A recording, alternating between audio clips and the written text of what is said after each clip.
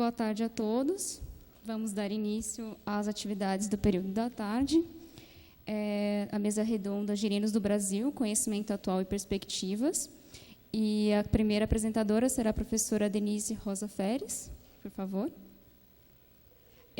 Essa mesa redonda será composta por 4 apresentações de 25 minutos cada uma, tá?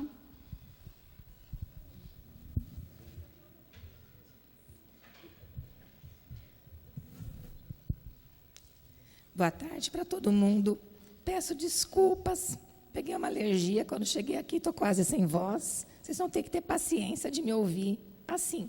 Mas tem uma vantagem, que daqui a um tempo, quando quiser lembrar da minha palestra, fala assim, a palestra de Girinos, qual? Aquela da Denise, quem? Aquela sem voz? Ah! Então tem essa vantagem, né? Vai ser fácil de lembrar. Eu queria agradecer a presença de todos, especialmente dos palestrantes, né, que aceitaram o convite para vir aqui contribuir com o seu conhecimento, com a sua experiência, partilhar com a gente isso, né? E eu acredito que nesse curto espaço de tempo, que é a mesa redonda, a gente consegue dar um panorama relativamente amplo de como estão os estudos sobre girinos no Brasil. Porque a gente tem aqui palestrantes, que trabalham em diferentes biomas, Mata Atlântica, Amazônia, Caatinga, Cerrado, com diferentes temáticas. Então, ecologia de comunidades e processos, interações, experimentos, história natural, morfologia, né, e com diferentes sistemas, ambientes lênticos, lóticos, né, fitoteomata, bromélias. Então, a gente vai dar uma visão relativamente ampla e que vocês vão poder, ao final, contribuir na discussão final com o conhecimento de vocês, com a experiência de vocês, né? Eu espero que, ao final, quem sabe até, a gente consegue tirar algum encaminhamento dessa discussão final, formar uma rede de estudo de girinos, né? Quem sabe a gente consegue desenvolver alguma coisa assim, seria muito bacana, eu sairia daqui bem feliz se a gente conseguir isso, tá? Então, já iniciando, que eu não quero levar cartão vermelho, só explicar que, infelizmente, a professora Gilda não pôde estar aqui, ela teve um imprevisto, mas eu acredito que ela consiga chegar para o lançamento dos nossos livros, já aproveitando e fazer propaganda, né? A coletânea Girinos do Brasil, hoje às 6 horas, tá? Mas acredito que ela chegue para o lançamento do livro. Bom, eu quero já começar, então, explicando esse título, porque nos últimos 4 anos, porque em 2015, a gente organizou lá em Rio Preto, o TEDPOS International Workshop, que contou com a participação de pesquisadores do Brasil inteiro e do exterior. Vocês devem estar reconhecendo vários que estão aqui, né, no congresso, aqui nessa sala. O Menin participou, o Michel participou, né, e foi uma honra receber o Dr. Richard Ossessug, lá em Rio Preto, que quando eu comecei a fazer estágio, no 2º ano da faculdade, em 1980, os primeiros artigos que eu li foram os dele. Então, foi muito legal, depois de 35 anos, recebê-lo lá, né? E o que aconteceu nesse workshop? No último dia, foi uma discussão aberta. Então, todos os palestrantes e todos os inscritos participantes foram divididos em 4 grupos para discutir 2 temas, biologia e desenvolvimento de girinos e ecologia de comunidades, e elencar as principais dúvidas, as principais lacunas que a gente tinha que responder para que a gente tivesse um avanço significativo nos próximos 10 anos. Né? Daí, a Flora estava lá, desculpa, Flora, né? Foi uma das palestrantes, e aí a gente elencou as 15 questões.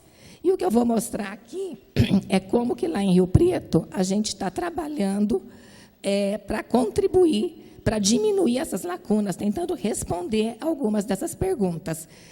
Como o tempo é relativamente curto, eu não vou poder entrar em detalhes de metodologia, de análise. Eu vou contar o que a gente está fazendo e o que a gente está encontrando. Mas nós, todo o pessoal de Rio Preto está aqui até sexta-feira, a gente pode discutir ao final aqui ou ao longo do congresso. Então, esse trabalho que eu vou apresentar primeiro, a primeira lacuna, como que a diversidade morfológica se relaciona com o desempenho funcional. Porque a gente não sabe, a gente assume que muitos atributos são funcionais sem, de fato, saber ter testado a função. E esse trabalho é parte do doutorado da Fabiane. A outra parte ela apresentou hoje de manhã, né, quem pôde assistir, né? E nesse daqui que eu vou mostrar para vocês, do trabalho de doutorado dela, ela testou não a rugosidade da superfície, né? A superfície era lisa ou irregular, que foi o que ela apresentou de manhã. Ela testou a inclinação do substrato. Então, ela partiu de um sistema natural, onde os girinos podem se alimentar em substratos nas mais diversas orientações, mais diversos ângulos, horizontal, vertical e todas as inclinações possíveis. E a pergunta era, a morfologia externa, então o formato do corpo, das nadadeiras, e a morfologia oral dos girinos, número de fileiras de dentículos, interrupções nas fileiras, influencia a eficiência de alimentação nesses diferentes ângulos? Então, o que a Fabiane fez? Ela colocou os girinos para se alimentar em substratos em diferentes ângulos, né? E girinos de guildas diferentes, girinos com morfologia bentônica e nectônica e com diferentes aparatos orais, número de fileiras, interrupções nas fileiras de dentículos. E o que ela encontrou? Que, primeiro, a relação da guilda com a eficiência alimentar. Por quê? Porque os girinos bentônicos se alimentaram igualmente em todas as inclinações. Não houve diferença, não foi relacionado com o crescimento. Eles cresceram igualmente bem, se alimentando nos substratos nessas diversas orientações. Já os girinos com morfologia nectônica, corpo alto, nadadeira alta, né, eles se dividiram em dois grupos principais. Aqueles que tinham menor número de fileiras de dentículos foram generalistas, né? E eles cresceram igualmente bem em vários ângulos, como mostra aqui, olha, para Dendropsóphos minutos. Ah, mas ele cresceu pouquinho. É porque aqui está mostrando o crescimento do corpo. E Dendropsóphos minutos investe bastante no crescimento da cauda, tá? Mas ele cresceu bastante, igualmente bem, em todas as inclinações. Já os girinos com maior número de fileiras de dentículos foram especialistas. Tá? Eles cresceram bem apenas em substratos posicionados horizontalmente, 0 ou 180, ou a 45 graus. Está aqui. Né? Cresceram melhor aqui, e traquicéfalos tifônios a 45 graus.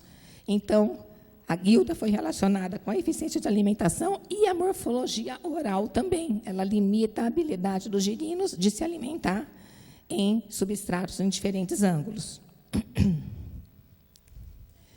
Continuando ainda nessa lacuna, nesse trabalho aqui, que foi feito por parte da equipe que participou do trabalho da Fabiane e também do projeto Sesbiota, que a gente teve, né, um grande projeto, com 22 pesquisadores, aqui é uma parte da equipe, a gente usou câmera, né, que filma em alta velocidade, 500 quadros por segundo, para analisar a cinemática de alimentação, que é o que a Fabiane mostrou um pouco de manhã. Como que os girinos, com que velocidade que eles abrem e fecham o disco oral e a abertura oral, né? E como que a mandíbula se comporta. Aquela parte dura, ela pode se deformar, né? Então, como que a deformação das mandíbulas. Então, aqui a gente tem os templates, essa análise do Fausto, que faz muito bem, né, morfometria geométrica, e ela é um gráfico de temperatura. Quanto mais quente a cor, maior a deformação. Como vocês podem ver aqui, por exemplo, ó, a mandíbula esquerda do girino, direita tragente, superior, está vendo? Ela está com uma deformação grande aqui. Aqui a mandíbula inferior, que são esses 5 pontos aqui embaixo, também está com uma deformação grande. Né? Então, a gente vai analisar isso, a deformação da mandíbula e a velocidade das etapas de abertura do disco oral, abertura máxima do disco oral, e fechamento do disco oral.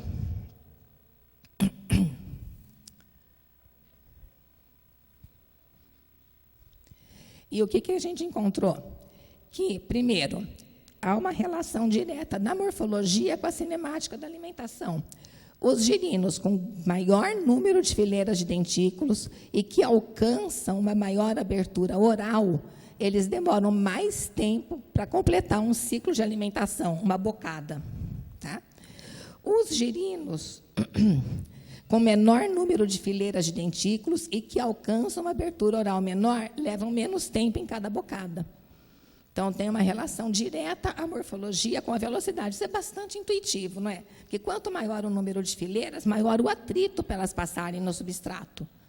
Né? Portanto, demora mais tempo para fechar a mandíbula, tá? Para fechar o disco oral. Mas a gente também encontrou uma relação com as guildas ecomorfológicas. Porque a gente testou, eu esqueci de falar, girinos de ilha de 6 espécies. Tá? E dessas 6 espécies, algumas eram bentônicas, como Buana albunquitata, né? E outras eram nectônicas. E o que a gente observou? Que os girinos bentônicos, aqui em azul, eles demoram mais tempo que os nectônicos para liberar as fileiras posteriores de dentículo, que são essas daqui, 1, 2, 3.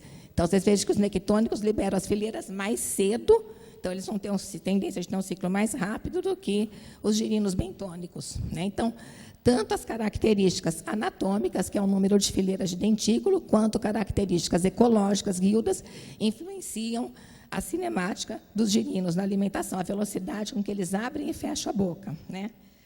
E, continuando ainda nessa lacuna, esse trabalho é o trabalho de iniciação científica da Inayá, que está sentadinha ali, né? Em que ela testou aquela premissa que a gente tem como básico do básico do básico, que a gente aceita como pura verdade, que é o quê? Os girinos com morfologia bentônica, corpo baixo, olho dorsal, nadadeira baixa, né? E eles são restritos a viver no fundo dos corpos d'água. Então, eles ocupam o fundo e eles forrageiam no fundo do corpo d'água. Enquanto que os girinos com morfologia nectônica, corpo alto, olho lateral, nadadeiras altas, eles forrageiam e vivem na coluna d'água. Isso é o que todo mundo aceita como verdade absoluta e a gente foi testar isso, de fato, testando. Porque a gente percebeu que esses atributos, essas funções para a morfologia, elas são assumidas e não testadas. Tá?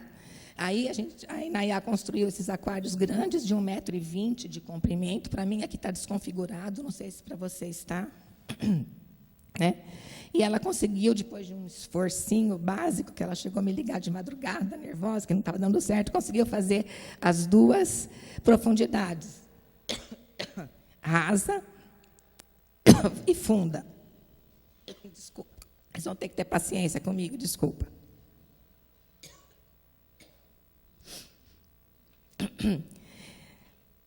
E ela ofereceu o alimento nessas diferentes profundidades também, tá? Fundo raso, fundo e meia água. Vou pegar minha água. Tem a garrafinha aqui.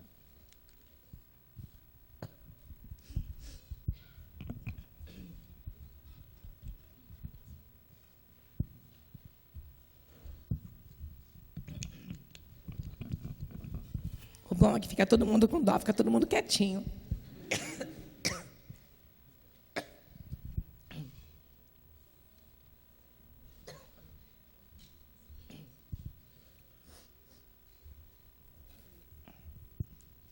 E o que a gente encontrou lá?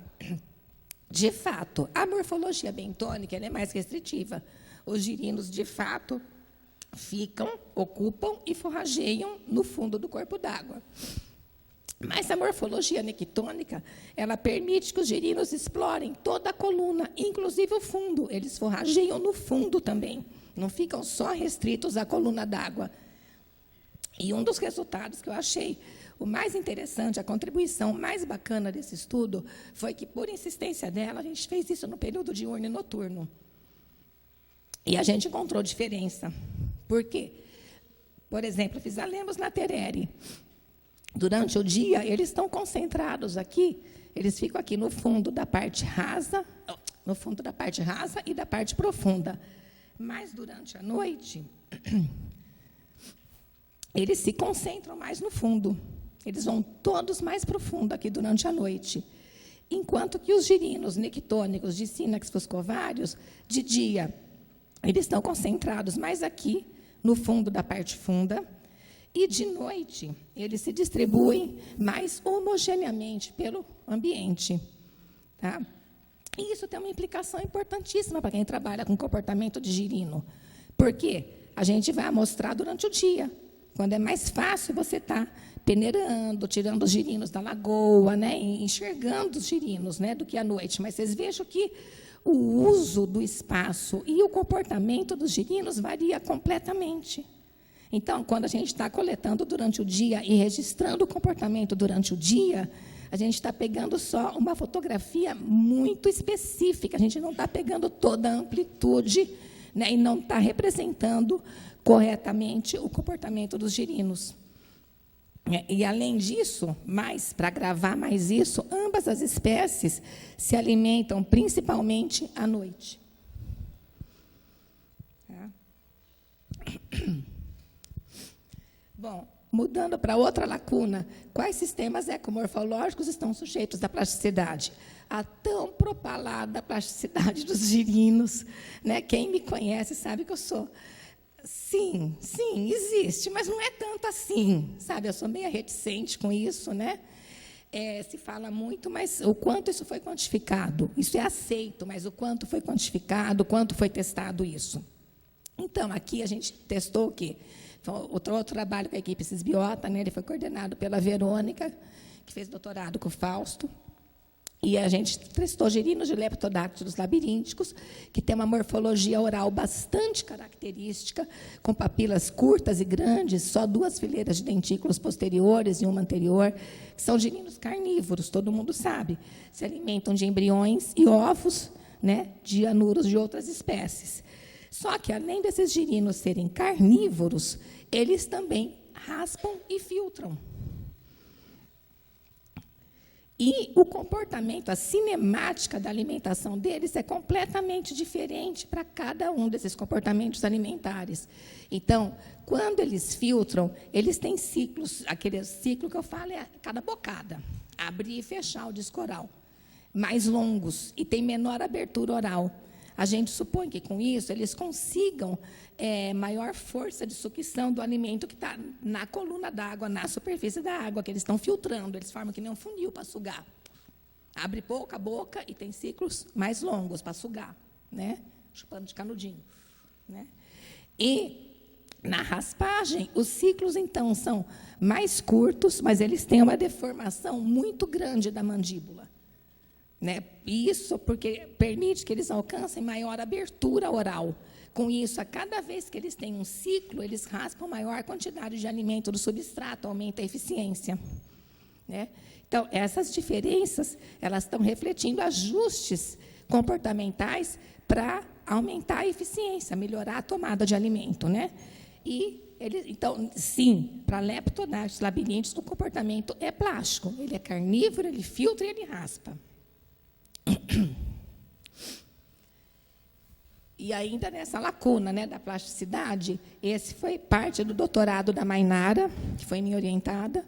Ela desenvolveu com uma equipe grande, o Marcelo Menin, que está aqui, ela foi lá para o laboratório. Aliás, ela foi e não voltou. Está lá na França e não volta mais. Está lá com a equipe lá, abandonou a gente. E ela realmente quantificou a variação intraespecífica em girinos da Amazônia, que o Menin coletou, e da Mata Atlântica. E isso quantificou para que atributos? Para 8 atributos funcionais, relacionados a quê? A microhabitat, forrageamento, então, se ele é raspador, se ele é filtrador, se ele é predador, e habilidade de natação. E ela encontrou uma variabilidade intraespecífica de 33%.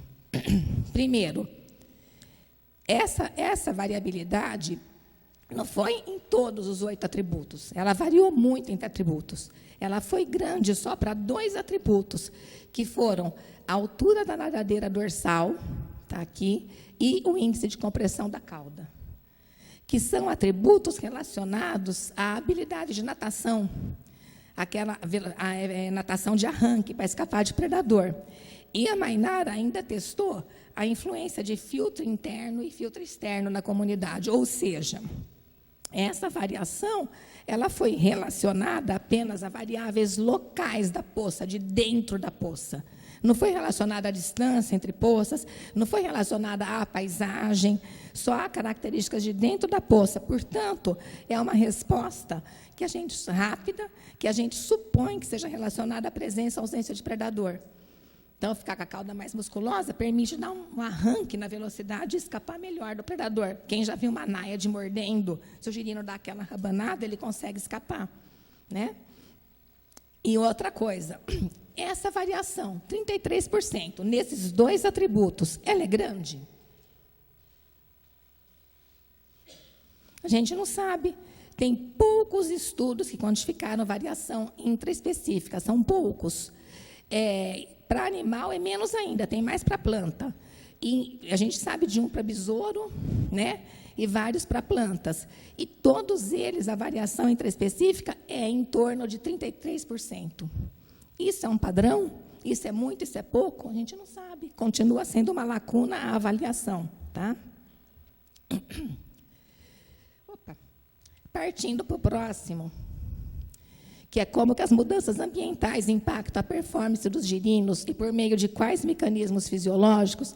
A gente testou aqui também outro trabalho, que foi parte do doutorado da Verônica, né, que foi orientada do Fausto e minha co-orientada, como que os girinos, como é que era a cinemática de alimentação dos girinos em diferentes temperaturas da água.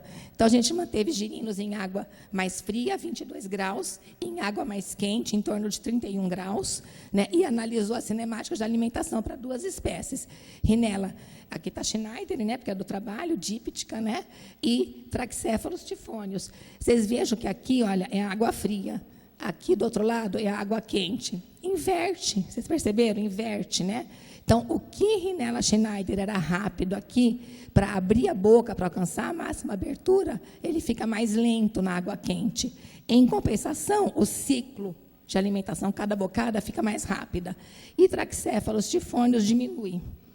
Então, o que a gente conclui disso? Bom, esses dois vídeos, eles estão na mesma velocidade. A diferença aqui é por causa da temperatura mesmo. Olha como que fica mais lento na água fria, como que fica mais quente, mais rápido na água quente, né?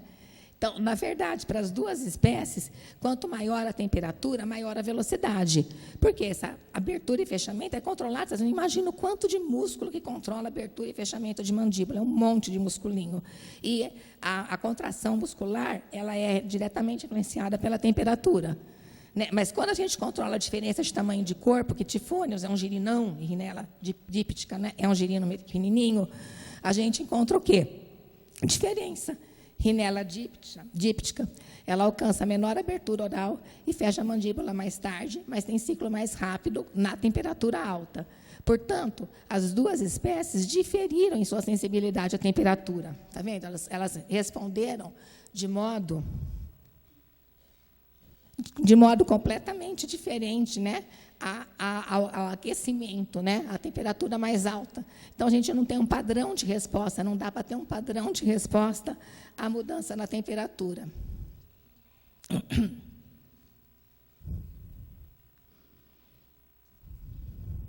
Estava indo bem até agora?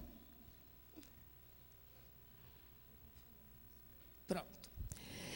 Aqui é o trabalho de mestrado da Yasmin, né? Ela está desenvolvendo desde o ano passado. A gente está tentando avaliar quais são os mecanismos sensoriais usados pelos girinos para evitar estressores, como que os girinos percebem estressores. Então, ela trabalhou com...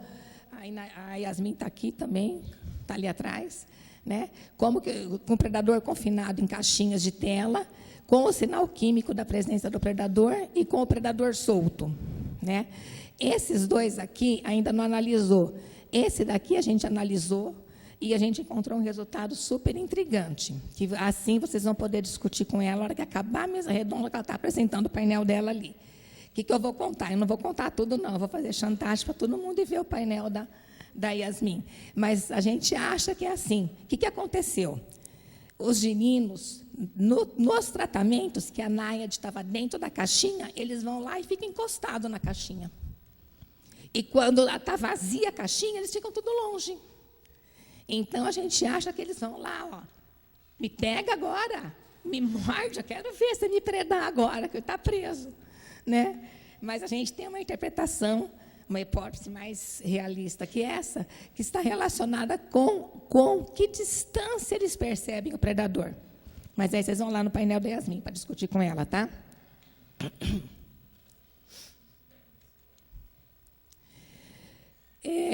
Esse trabalho foi coordenado pelo Tiago Pesutti, lá de BH, né? Aqui é só uma representação dos girinos de Synax Catarini, só para falar para vocês que a gente testou a morfologia corporal relacionada a ambiente lente-quilótico. A gente não encontrou uma relação muito direta nesse grupo. Tem girinos de ambiente lente com morfologia mais dilótico e vice-versa. Mas por quê? Porque você tem riacho, que tem aquelas poças do lado, e no lêntico tinha brejo, que é muito raso. Então, a gente acha que a classificação do habitat que não explicou isso. Tá? E, para encerrar, o trabalho da Cássia, que foi minha orientada de mestrado, com orientada do Fernando, que encontrou maior diversidade funcional só em corpos d'água de profundidade intermediária, porque eram esses corpos d'água que tinham os girinos nectônicos, que não ocorrem nos rasos, por causa da profundidade, e nem nos muito profundos, porque tinha peixe. Tá? Então, o ambiente selecionando, tá, a diversidade funcional com base na morfologia dos girinos. Muito obrigada pela paciência. Vamos ver se amanhã eu tenho outra, se eu estou com a voz melhor.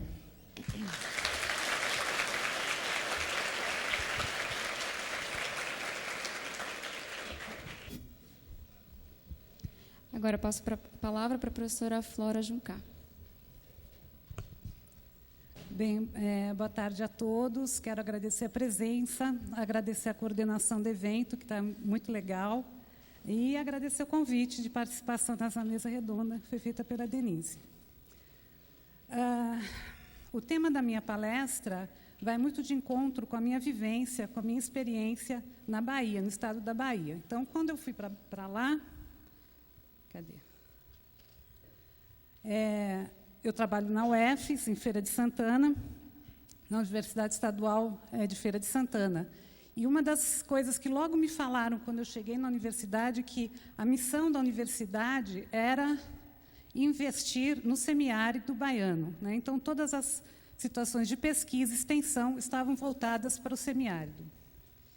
E que era uma situação, para mim, nova, porque eu confundia, na época, né, confundia muito o semiárido com caatinga. E aí, óbvio, né, isso daí foi logo dissipado, mas a gente tem que, no semiárido, é basicamente são divisões políticas por municípios, e é baseado na precipitação. Tá? Então, dentro do semiárido, a gente vai ter uma série de situações diferentes, tá? Que aí, por exemplo, nesse mapa, a gente encontra aqui uma série de ecorregiões, né? Foi um trabalho de 2001, publicado pela APNE, junto com a Nature Conservation, e aí, nesse trabalho, eles delimitam ecorregiões baseadas em semelhanças aqui regionais de cada área situada. Então, por exemplo, aqui é a ecorregião da Chapada Diamantina, tá? E está dentro do estado da Bahia. Bem, só um instantinho para a habilidade aqui.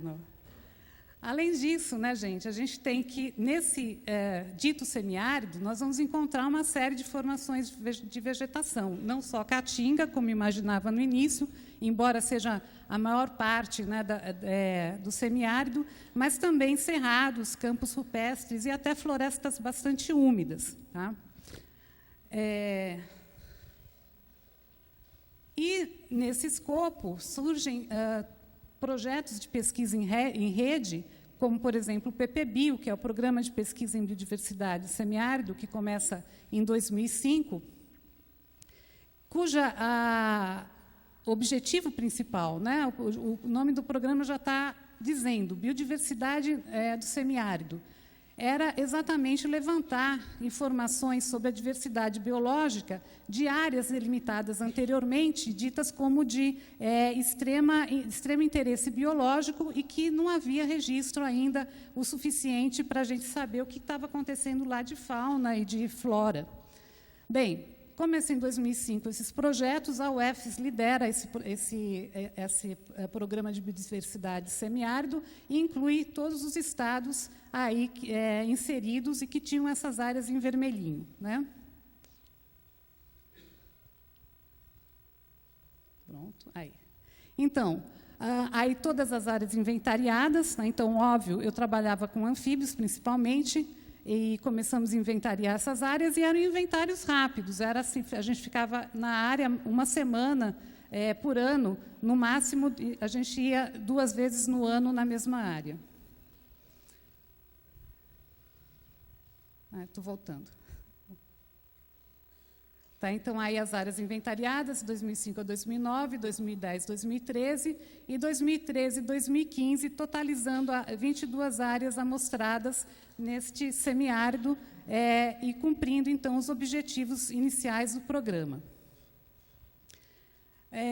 Finalmente, então, o resultado de anfíbios para anuros, né, foi um trabalho realizado não só por mim, mas também com o apoio principal do professor Marcelo Napoli, da UFBA, e o professor Adrian Garda, da Universidade Federal do Rio Grande do Norte. Nós chegamos a um número de mais de 130 espécies de anuros que estão ocorrendo no semiárido, isso em todos os tipos de vegetação. Tá? Bom, e aí onde entra girinos nisso, né? Por que eu estou falando tudo isso? Porque, de fato, gente, investigar, fazer um inventário em ambientes de caatinga, principalmente, ambientes secos como o da caatinga, é muito difícil, principalmente com um tempo restrito de tempo, você chegar lá, né, e encontrar todas as espécies que lá ocorrem. É muito complicado, é muito difícil, principalmente porque, normalmente, a gente tem que planejar a viagem com antecedência. A viagem não vai de encontro aos interesses dos animais, obviamente, você planeja de acordo com os teus interesses, né, com as tuas atividades dentro da academia.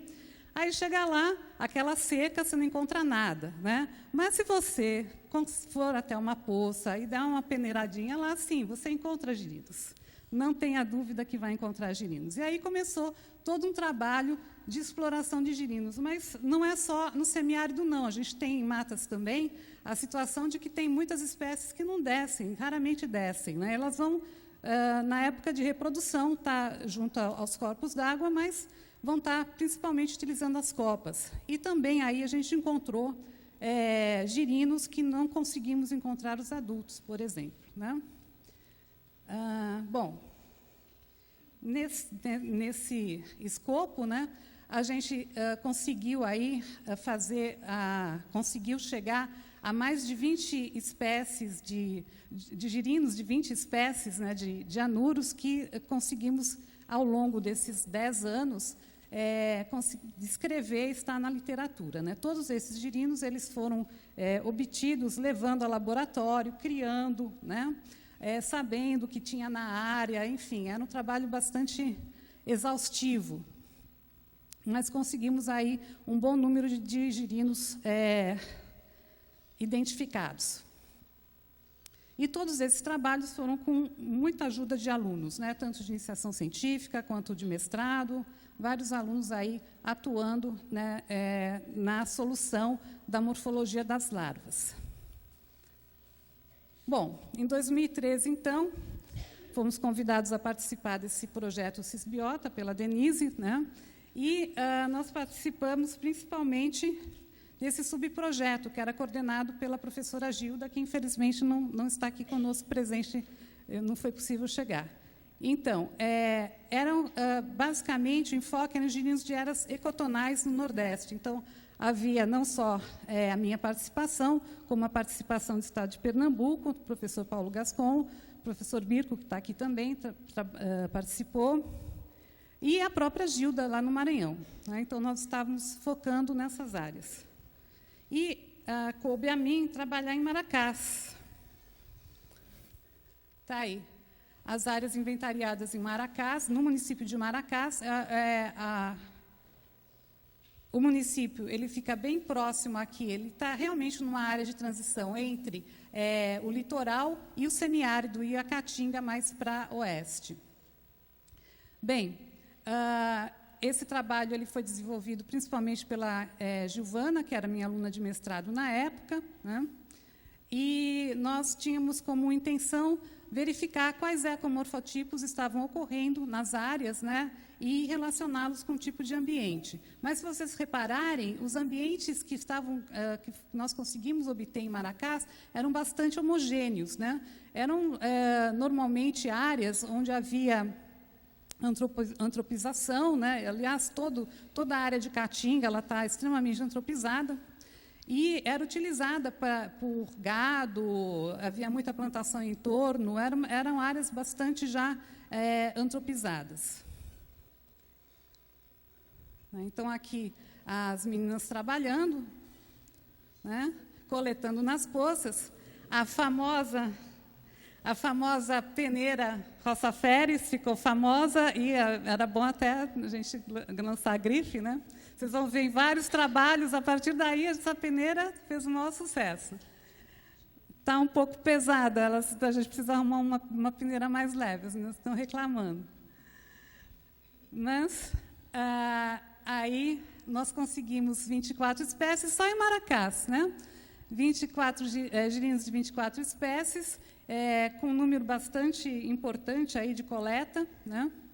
E uma série aí de morfologias associadas às diferentes poças. Então, de acordo com o Altke e Johnson, né, a gente usou esse padrão de ecomorfotipo, nós obtivemos aí 7 ecomorfotipos, mas, óbvio, né, os principais eram os bentônicos e os nectônicos, e ainda dentro dos bentônicos a gente conseguiu separar 4 tipos aí, tá? Diferenciados, de acordo com o ambiente encontrado e de acordo com a altura da cauda, enfim, outras variáveis morfológicas que não vêm ao caso agora, não. Bem, mas como resultado também importante foi, novamente, descrição de outras espécies, né? Como de girinos de outras espécies, como foi do Trachycephalus atlas, e esse foi interessante, porque o girino não era sabido, eu já tinha a ideia de que fosse o Trachycephalus atlas, mas a gente nunca pode ter certeza. E aí nós criamos os girinos, como sempre fazemos, né? Só que, para reconhecimento mesmo do Trachycephalus, eu estava esperando que saísse essa crista, né? A crista occipital aqui, que ele tem aqui a ossificação do crânio bem evidente, uma crista bem evidente. E isso só foi acontecer 89 dias depois de metamorfoseado, né, que apareceu essa crista. Então, demorou muito. Isso foi um trabalho de alunas mesmo que conseguiram manter. Eles tinham 2 metamorfoseados. Esse é o que conseguiu mais tempo de ser mantido em cativeiro e aparecer a crista. O outro não. Tá? Então, demos sorte, na verdade. Né, demorou para caramba para aparecer. Mas conseguimos. Né? Então, nós temos certeza, né, de que realmente se trata do Trachycephalus atlas, principalmente que é a localidade tipo da espécie.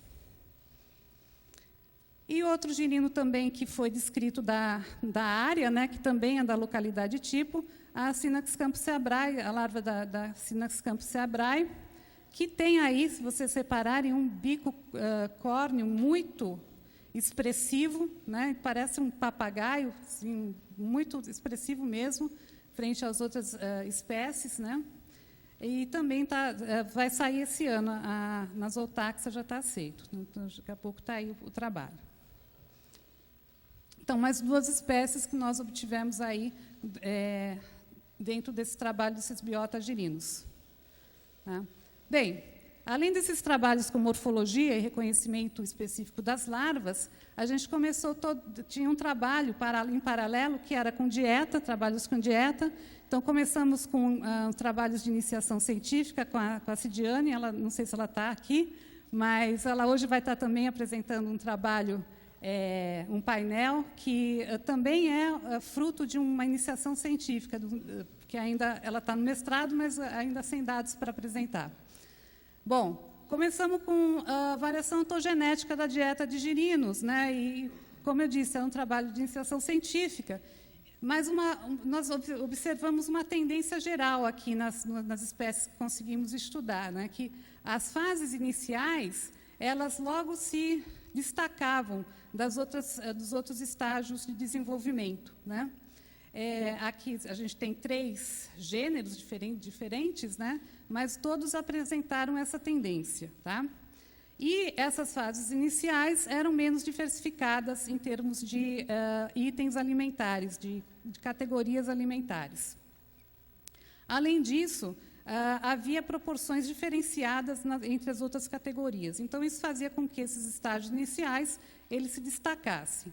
Bem, que não é também uma situação inusitada, que a gente sabe que nos estágios iniciais eles ainda não têm todas as estruturas orais bem consolidadas e desenvolvidas, mas uma tendência que valeria a pena ser investigada frente também à morfologia interna oral, que é uma situação que nós começamos a fazer, que é o que a Cid vai apresentar hoje, né?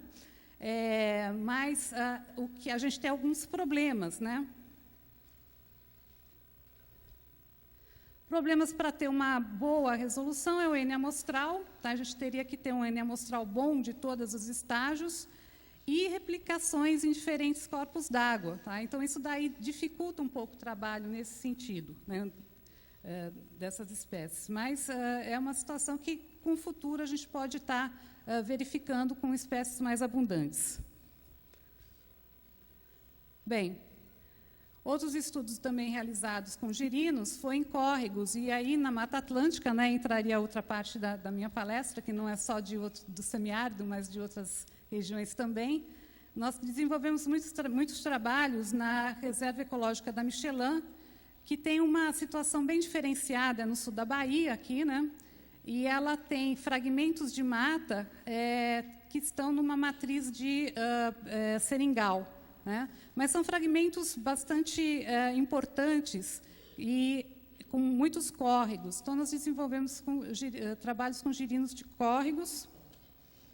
Está aí algumas dissertações desenvolvidas, né? Foram 3 dissertações com girinos na área, pelo menos até agora. O Ednei, que trabalhou muito comigo, o Airan, que está por aqui, e o Flávio, que eu não sei onde está. Airan, mesmo, ele está com bem mais cabelo hoje em dia. Não sei se vocês encontraram ele por aí, mas é outra pessoa hoje. Bem, alguns trabalhos interessantes, né, nós fizemos nessa matriz de seringal, junto com áreas de fragmentos de matas bem conservados, né? Então, cada ponto aqui é um córrego independente, onde foram coletados girinos de alobates ofercioides. Era um girino bastante abundante em ambas as regiões. Então, a gente tem aqui fragmento e uma área de seringal. Como resultados, né, a gente tem alguns trabalhos ainda em desenvolvimento. Eu coloquei aqui para o Airan ver, que eu gosto desse trabalho, tá, Airan? E eu acho importante que a gente veja a morfologia desses animais, como pode mudar de acordo com o ambiente, né? Então, a gente tem aqui girinos de fragmento de mata, girinos de seringal, tá? Então, algumas modificações aqui. Eu acho que isso daqui está invertido, agora que eu vi. Eu acho que é o contrário. Nós fizemos alguma situação com morfologia. Houve uma tendência, se vocês repararem aqui, dos girinos de seringal se agruparem, né, e os girinos de mata estarem mais dispersos aqui nessa ordenação, mas há uma tendência aqui, numa morfologia, de separar esses 2 grupos. A gente encontrou diferença significativa também na pigmentação da cauda, tá? Então, girinos de seringal, eles tendem a ter a pigmentação mais dispersa, enquanto que de mata é mais condensada essa pigmentação, tem mais manchas condensadas. E a dieta também foi encontrada a diferença, né? Então, mas não em diferentes categorias, mas sim nas quantidades de cada categoria, né? Então, aqui, em ordem, né, principalmente fungos na Mata Atlântica foi a categoria mais encontrada nesses girinos, e no seringal de atomáceas.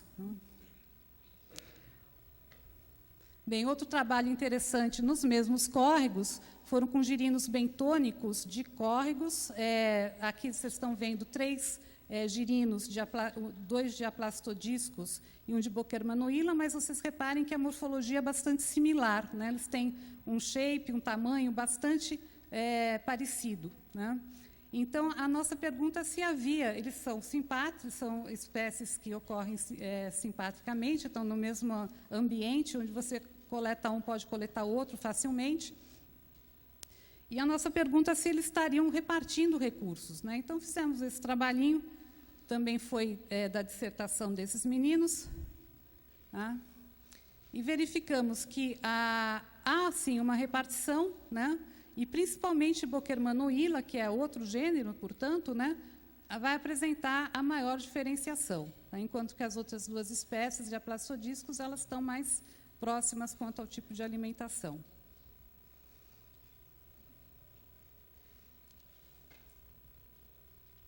Oi? Bem, com dieta, a gente tem trabalhos em andamento agora, não são 2 dissertações em desenvolvimento da CID, que tenta verificar a dieta de girinos e áreas impactadas pelo fogo. É um subprojeto que está junto ao projeto do professor Mirko, que está coordenando, que é o famoso Fogo na Chapada, que a gente está tentando investigar as consequências das queimadas na herpetofauna da Chapada Diamantina. Olá, Pineira da Denise, de novo, né, em atividade.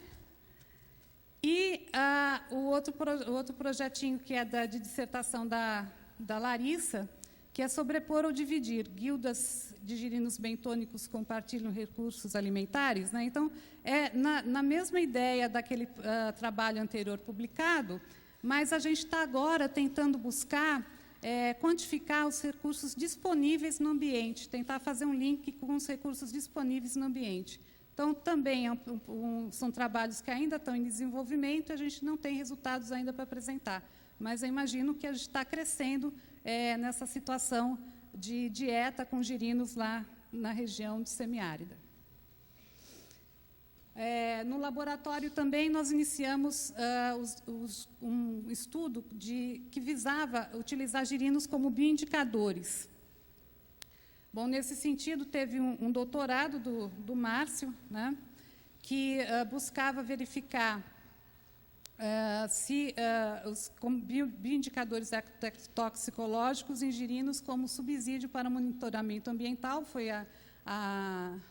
o título da tese dele, e, basicamente, o que foi feito foram experimentos em laboratório, com girinos desenvolvidos em laboratório utilizando agrotóxicos, e também girinos que foram coletados em natura para verificar a presença de micronúcleos no sangue. Então, só aqui algumas tomadas da área, né, verificando a área extremamente degradada, com até o pessoal jogava potes de agrotóxico lá no local, isso era facilmente visto, né? Então, na época já não tinha controle, né?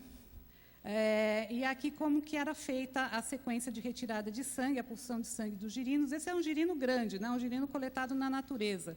Mas o que ele fez com os girinos que foram desenvolvidos em laboratório foi surpreendente. Eram girinos muito pequenos e ele conseguia retirar o sangue e fazer os esfregaços e montar e localizar em micronúcleos, contar os leucócitos, né? Então, deu uns resultados bastante interessantes nesse sentido, né? Verificando que realmente há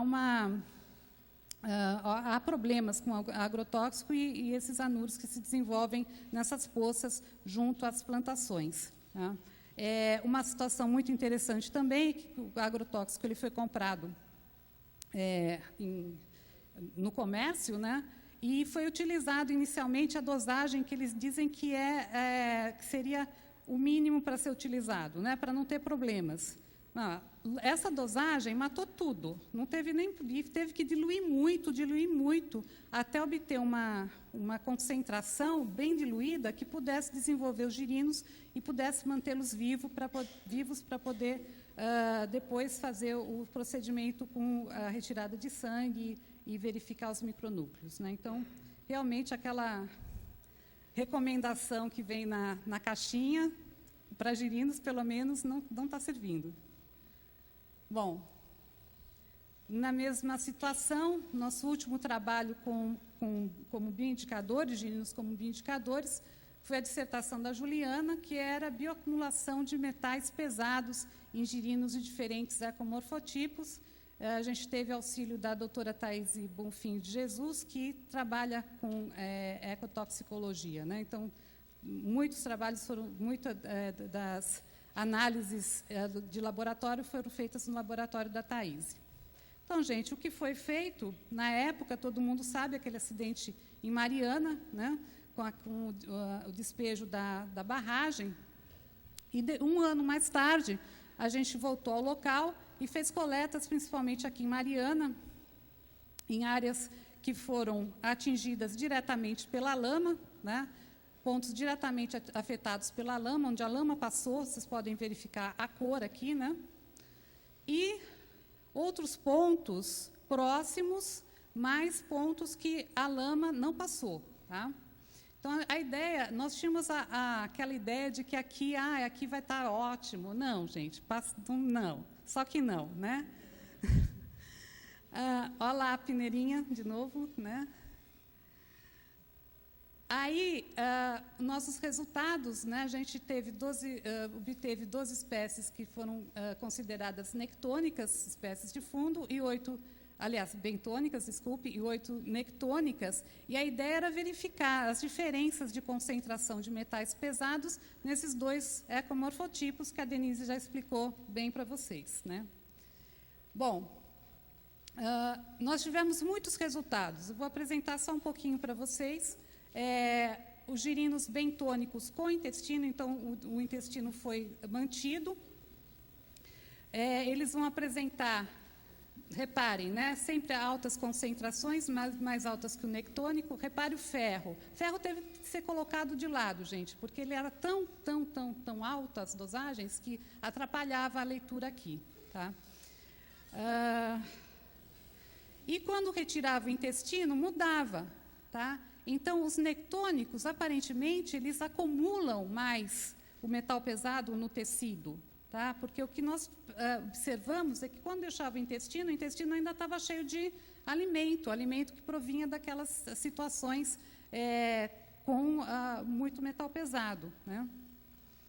Bom, resumindo aqui, nós temos essas 3 linhas principais no laboratório, né, onde trabalho. Quero agradecer os patrocinadores, né, de tantos trabalhos com girinos. Aqui nós, no laboratório, hoje somos poucas pessoas, já fomos mais, e tem ainda aqui uns agregados, tá, as meninas. E é isso, obrigada. Agora passaremos a palavra para o professor Marcelo Menin.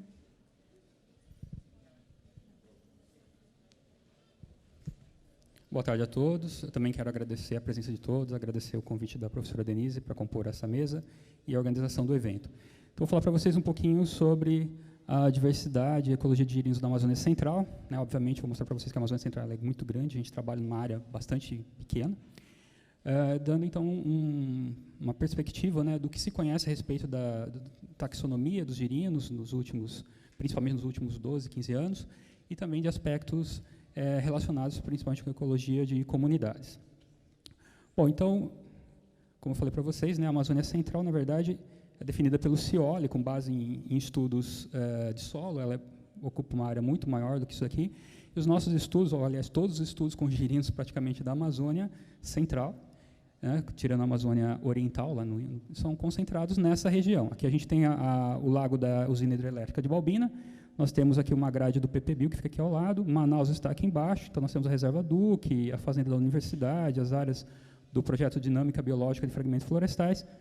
E também aqui o Lago do Catalão, que é um lago de várzea, que eu vou mostrar algumas informações para vocês mais tarde. Bom, então, considerando, né, essa área da Amazônia Central, somente essa área, nós temos detectadas aproximadamente 96 espécies. Né? Eu coloquei aqui aproximadamente porque a gente tem algumas incertezas taxonômicas relacionadas com o sínax, né, com alguns outros grupos. Mas essas espécies são divididas, então, em 13 famílias, Dessas espécies, 96 espécies, nós temos 71 com girinos exotróficos, 7 com girinos endotróficos, 7 espécies com desenvolvimento direto, então dentro das famílias Eleuterodactylidae e Craugastoridae, e nós temos cerca de 11 espécies onde os girinos não são descritos, não são conhecidos, ou nunca foram coletados. Então, para a gente entender um pouquinho onde estão esses girinos, vou mostrar para vocês os principais modos reprodutivos das espécies que ocorrem lá na nossa região. Coloquei só alguns exemplos mais genéricos. Então, aqui nós temos a Boana cineraceis, né? Então, a maior parte das espécies da região deposita os ovos justamente em ambientes aquáticos, né? Como na maioria dos outros lugares. Sendo esses ambientes aquáticos tanto lênticos, como poças formadas na margem de igarapés, quanto poças formadas por água de chuva, ou ambientes lóticos, né? Como os próprios igarapés. Tem algumas das espécies se utilizam de ambientes aéreos, né? Então, são fitoteomatas, né? Então, aqui nós temos os osteocéfalos zoófagos, que é uma espécie extremamente comum, inclusive no campus da Universidade Federal do Amazonas. Ele tem uma área de aproximadamente 600 hectares de floresta, dentro da cidade de Manaus.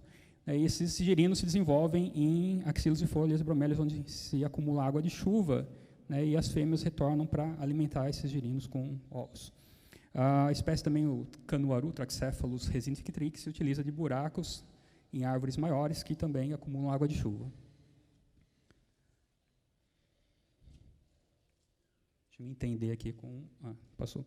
Temos os filomelusídeos, que depositam os ovos acima da superfície da água. Os girinos se desenvolvem tanto em poças formadas por água de chuva, são poças isoladas, quanto por poças nas margens dos igarapés. Então, aqui é a Filomedusa bicolor, que é a maior espécie que nós temos. Espécies como os leptodactilídeos, que produzem os ninhos de espuma. Esses ninhos de espuma são depositados nas margens de poças temporárias, isoladas ou nas margens dos igarapés. E espécies com desova terrestre, né? Muitas delas, como os aromobatídeos, os ovos são depositados em pequenas folhas, desovas pequenas, né? 9, 10 girinos no máximo, são depositados em folhas no solo, e esses girinos são transportados, né, nas costas dos pais até as poças d'água temporárias também para completar o desenvolvimento. Outras espécies têm girinos nidícolas, que não necessitam, né, são girinos endotróficos, que não necessitam ir para a água para completar o desenvolvimento.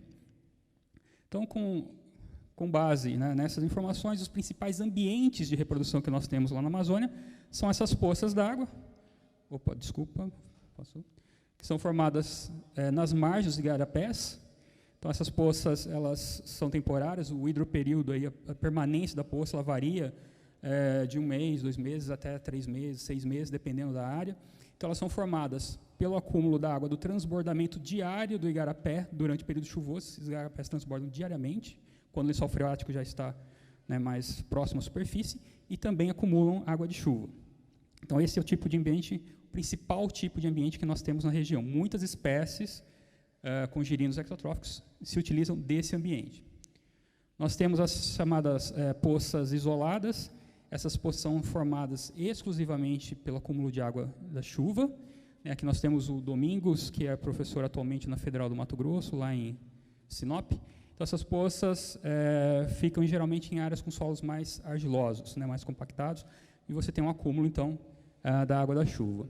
Os igarapés, apesar da grande abundância, né, de igarapés que nós temos lá na Amazônia, só para vocês terem ideia, na reserva Duque tem 80 igarapés dentro da reserva, nós temos poucas espécies que utilizam desse tipo de ambiente, né? Tem um Atelopus, tem um Osteocéphalus, né, uma Boana e um Centrolenídeo. Então, poucas espécies se utilizam desse tipo de ambiente, mas como vocês podem observar aqui, né, são ambientes com águas mais claras, mais escuras. Aqui na Rebio do Atumã, então tem um pouco de pedra também, mas a grande parte dos igarapés são formados somente por areia, no fundo, com um acúmulo de matéria vegetal, que servem de alimento também para os girinos. E um outro tipo de ambiente que nós temos, também com uma diversidade relativamente alta de espécies, são os bancos de macrófitas. Nesses bancos de macrófitas, eles estão ancorados nos rios, nos lagos da região lá perto, mais próxima de Manaus.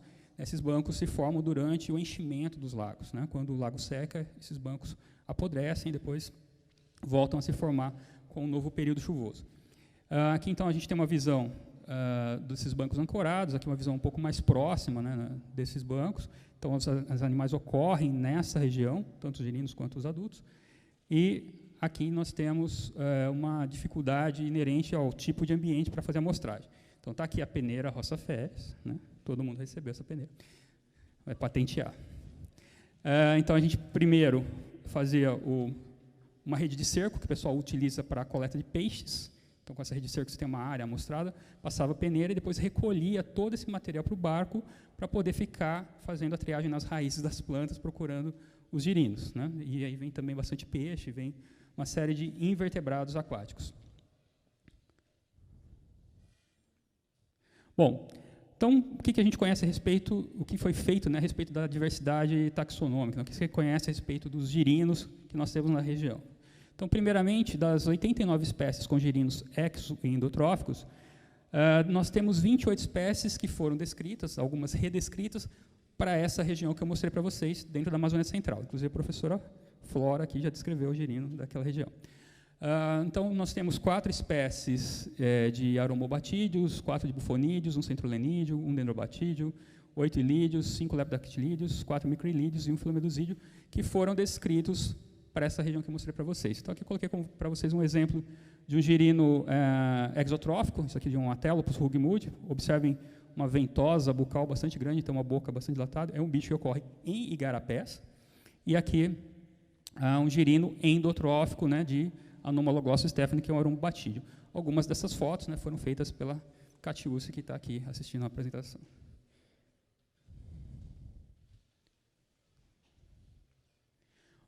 Alguns exemplos, então, de girinos que foram descritos para a região. Nós temos, por exemplo, Divitrorhana rita, né, que foi, na verdade, um sinônimo sênior, né, de Divitrorhana oyampiensis, que é um animal então, que deposita os ovos em folhas acima de igarapés, e os girinos completam o desenvolvimento dentro do igarapé. Então, observe que existe uma quantidade pequena de ovos, os girinos são verdinhos, e esses girinos têm um aspecto então, de girino fossorial, e realmente ele fica enterrado, é muito difícil coletar esse tipo de girino. Ele fica enterrado dentro da serrapilheira, depositada no fundo do igarapé.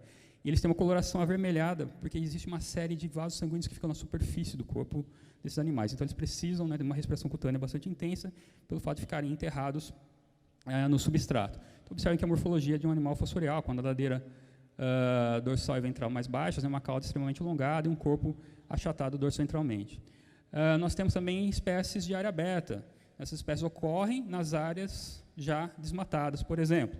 Tem áreas onde você tem construções, dentro do campus da universidade, ou mesmo lá nas reservas, onde você tem a base da reserva. Esses animais ocorrem de forma natural. Então, a Rhinella meriani, que antes a gente chamava de Rhinella granulosa, mas granulosa é um bicho do Nordeste. Então, esse trabalho aqui foi um trabalho já dentro do Cisbiota, desenvolvido por uma aluna de iniciação científica, onde, então, descreveu então, uma morfologia típica de um girino bentônico de Rhinella, né? Nós temos espécies como a rã-pimenta, que depositam os ovos numa bacia escavada pelo macho, na beira da poça. Os girinos têm um aspecto, então, também de girino bentônico. Aqui eu estou mostrando alguns detalhes na narina, na boca, né, um espiráculo pequeno, os discos, o disco oral, né? O tubo anal. Então, essas são características de animais que se desenvolvem nessas poças, e eles são animais onívoros, eles comem, inclusive, outros girinos.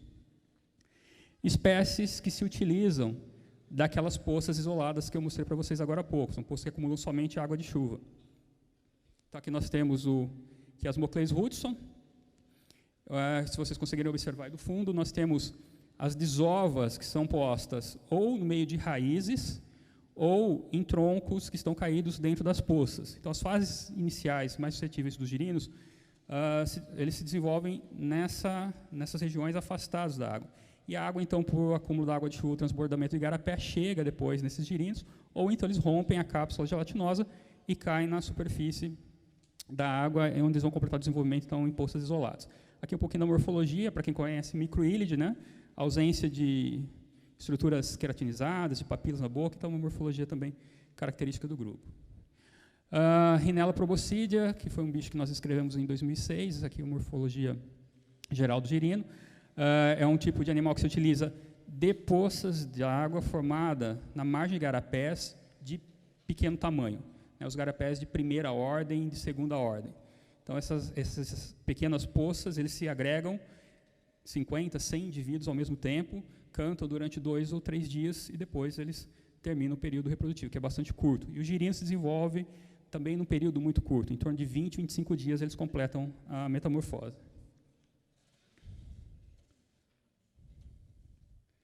E aqui, então, 2 exemplos de espécies nidícolas, onde existe uma fase larval, mas esses girinos não vão para a água. Aqui, então, as 2 espécies de sinapturanos, que são espécies fossórias, né? Você ouve o bicho cantar, mas você não vê o bicho cantar, porque ele está cantando embaixo do solo. E dá um trabalho danado para conseguir desenterrar um bicho desse. Ele não é muito fácil, não são fáceis, né, de serem coletados. Você precisa cortar a camada de serrapilheira e raízes e cavar até encontrar o bicho. Muitas vezes você consegue encontrar também desovas de girinos. Então, nós conseguimos manter, dentro lá do laboratório da professora Albertina, no INPA, os ovos coletados. A gente viu que os girinos saem da cápsula do ovo em torno do estágio 40, 41, 42, ou seja, já nos estágios finais da metamorfose. Como vocês podem observar, existe uma quantidade grande, né, de vitelo na região abdominal, e aí eles completam, então, a metamorfose somente com o vitelo. Observem que, apesar de serem animais, né, endotróficos, ainda possuem nadadeira caudal, né, musculatura caudal, mas também redução das estruturas bucais. E também os estudos com girinos na Amazônia nos permitiu gerar, então, a ampliação de uma distribuição geográfica de uma espécie. Então, nós tínhamos um único girino coletado no Lago de Várzea. Esse girino foi identificado como Scartilla goinorum. A gente não tinha muita informação, né, deu bastante trabalho, mas, por sorte, tem uma chave de identificação de girinos para a região da Amazônia colombiana, em 2011, e a outra chave que existe é de 1990 para a Amazônia Central. Não tem mais nada sobre chave de identificação para girinos lá para a Amazônia. E aí, então, nós conseguimos identificar esse girino como pertencente à espécie. Esses pontos aqui azuis é o que se conhecia da distribuição geográfica dessa espécie. E depois, conversando com outros colegas dentro da mesma instituição, e como o Robson Ávila também em outras instituições, né, eles tinham coletado também esse bicho dentro da cidade de Manaus, um pouco acima do Rio Amazonas, e ao longo da calha do Rio Amazonas. Então, esses bichos ocorrem provavelmente em toda essa região aqui. A gente não tem informação genética, não tem nada disso. Mas talvez seja, então, os bancos de macrófitas, né, dispersando e permitindo uma ampla distribuição geográfica desses animais. Em relação aos estudos com ecologia de comunidades, então, eu vou mostrar para vocês os estudos que foram realizados, novamente, né, na região da Amazônia Central, bem central, aqui na Rebio do Atumã, na Reserva Biológica do Atumã, na Fazenda Experimental da UFAM, na Reserva Duque e no Lago do Catalão. Obviamente, existe, né, um conjunto de dados prévios, tá? Então, o Jean-Marc Hiro, o professor Bill Magnusson, o Claude Gascon, a Cláudia Azevedo Ramos, foram os primeiros, né, a trabalharem com girinos na região da Amazônia. Então, existia uma base de dados bastante grande que nos permitiu gerar questões, né, um pouco mais aprofundadas ao longo do tempo. Então, para as florestas serra-firme, depois eu vou falar do Lago de Várzea, então nós temos o quê? As grades do Programa de Pesquisa em Biodiversidade, PPBio. Aqui eu estou mostrando só a fazenda da UFAM, então uma grade de 3 por 8 quilômetros, e aqui a grade da Reserva Duque, que tem 8 por 8 quilômetros, né? A Reserva Duque tem 10 por 10. Não está mostrada aí a grade da Rebio do Atumã. Mas, enfim, nessas grades, que tem entre 25 quilômetros quadrados e 64 quilômetros quadrados, nós estamos coletando os mesmos conjuntos de variáveis ambientais e bióticas para tentar, então, achar um padrão de distribuição que explique melhor, né, a distribuição de girinos ou a composição das comunidades de girinos nessa região. Então, os métodos de amostragem, obviamente, também são similares. Então, o Domingos Rodrigues, que é professor atualmente lá na Federal do Mato Grosso, em Sinop, foi o primeiro a trabalhar numa escala diferente do que os trabalhos anteriores, né, tinham feito. Trabalhou numa escala de paisagem, né, dentro da Reserva Duque. Essa aqui é a grade, né? Cada quadradinho desse tem 1 por 1 quilômetro. Então, ele percorreu essa grade, que tem 144 quilômetros de trilhas, por 5 vezes, quantificando o número de poças que ele observava ao longo de 10 metros, né, da linha central de cada uma dessas trilhas. Então, a primeira observação do Domingos, esse trabalho foi publicado em 2010, é que existe uma variação temporal ao longo dos anos, né? Em 2003, ele encontrou um número pequeno de poças nas margens de igarapés e poças isoladas. Em 2005, ele encontrou um número 3 vezes maior de poças isoladas, né? Essas poças isoladas estão aqui, e também as estrelinhas, e poças nas margens dos igarapés. Mas o mais interessante é que ele percebeu que a composição da comunidade é distinta. Então, nas poças isoladas, você tem uma composição, e aqui embaixo, né, poças isoladas, e aqui, então, as poças de igarapés, uma composição distinta. Dessas 19 espécies que ele conseguiu detectar, das cerca de 50 que ocorrem na reserva Duque, então, para vocês observarem também que não é fácil coletar girino, a gente tem uma diversidade grande, mas não é tão fácil chegar nesses girinos, mesmo trabalhando 2, 3 anos, né, apenas 6 compartilham os 2 tipos de ambientes. Então, ou são exclusivas das poças, ou são exclusivas das poças isoladas ou das poças nas margens dos igarapés. Então, com base nessa informação do Domingos, nós fizemos a amostragem também lá na Fazenda Experimental da UFAM, que tem uma área de 25 km², na grade. E esse aqui é o Alexandre, foi meu aluno de mestrado, atualmente ele faz o doutorado.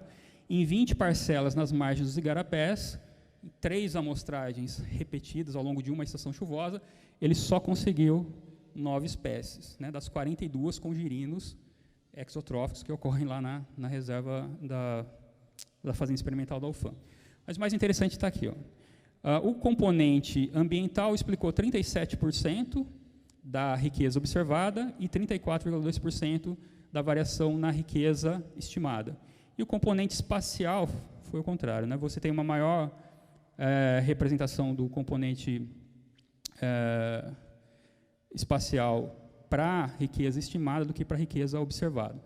E aqui, então, a gente observa que, dentre todas as variáveis coletadas, que eu não vou listar para vocês, as únicas que tiveram algum tipo de relação com a composição da comunidade foi o número de poças por parcela. Então, quanto maior a quantidade de poças, maior a riqueza de espécies, e a largura do baixio teve uma relação negativa. Então, a largura do baixio é a área de inundação do igarapé. Então, as parcelas tinham 50 metros de extensão, mas a largura era variável de acordo com a área de inundação. Aqui a gente consegue explicar, né, por que as poças, no maior número de poças, maior riqueza. Mas, geralmente, se você tem baixios maiores, você tem mais poças, né, mas só que tem uma relação negativa. A gente não conseguiu explicar muito bem essa relação aqui, mas o que a gente viu é que nem sempre áreas com baixios muito grandes têm um maior número de poças. Um trabalho posterior, então, feito pela Reise, que atualmente está também no Mato Grosso, em 20 parcelas ripárias na Rebio do Otumã, ela detectou 20 espécies. O componente espacial não foi significativo. E o que tem diferente nesse trabalho em relação ao anterior? Bom, já que a gente repete 3 amostragens, será que as mesmas variáveis ambientais interferem ou determinam a composição da comunidade de forma igual nessas 3 amostragens? E o que a Reise viu foi que não, né? No início da estação chuvosa tem um conjunto de variáveis que explica melhor a presença das espécies, no meio da estação um outro conjunto e no final da estação um conjunto distinto. Então, olhando aqui para essa tabelinha, né, o que foi significativo?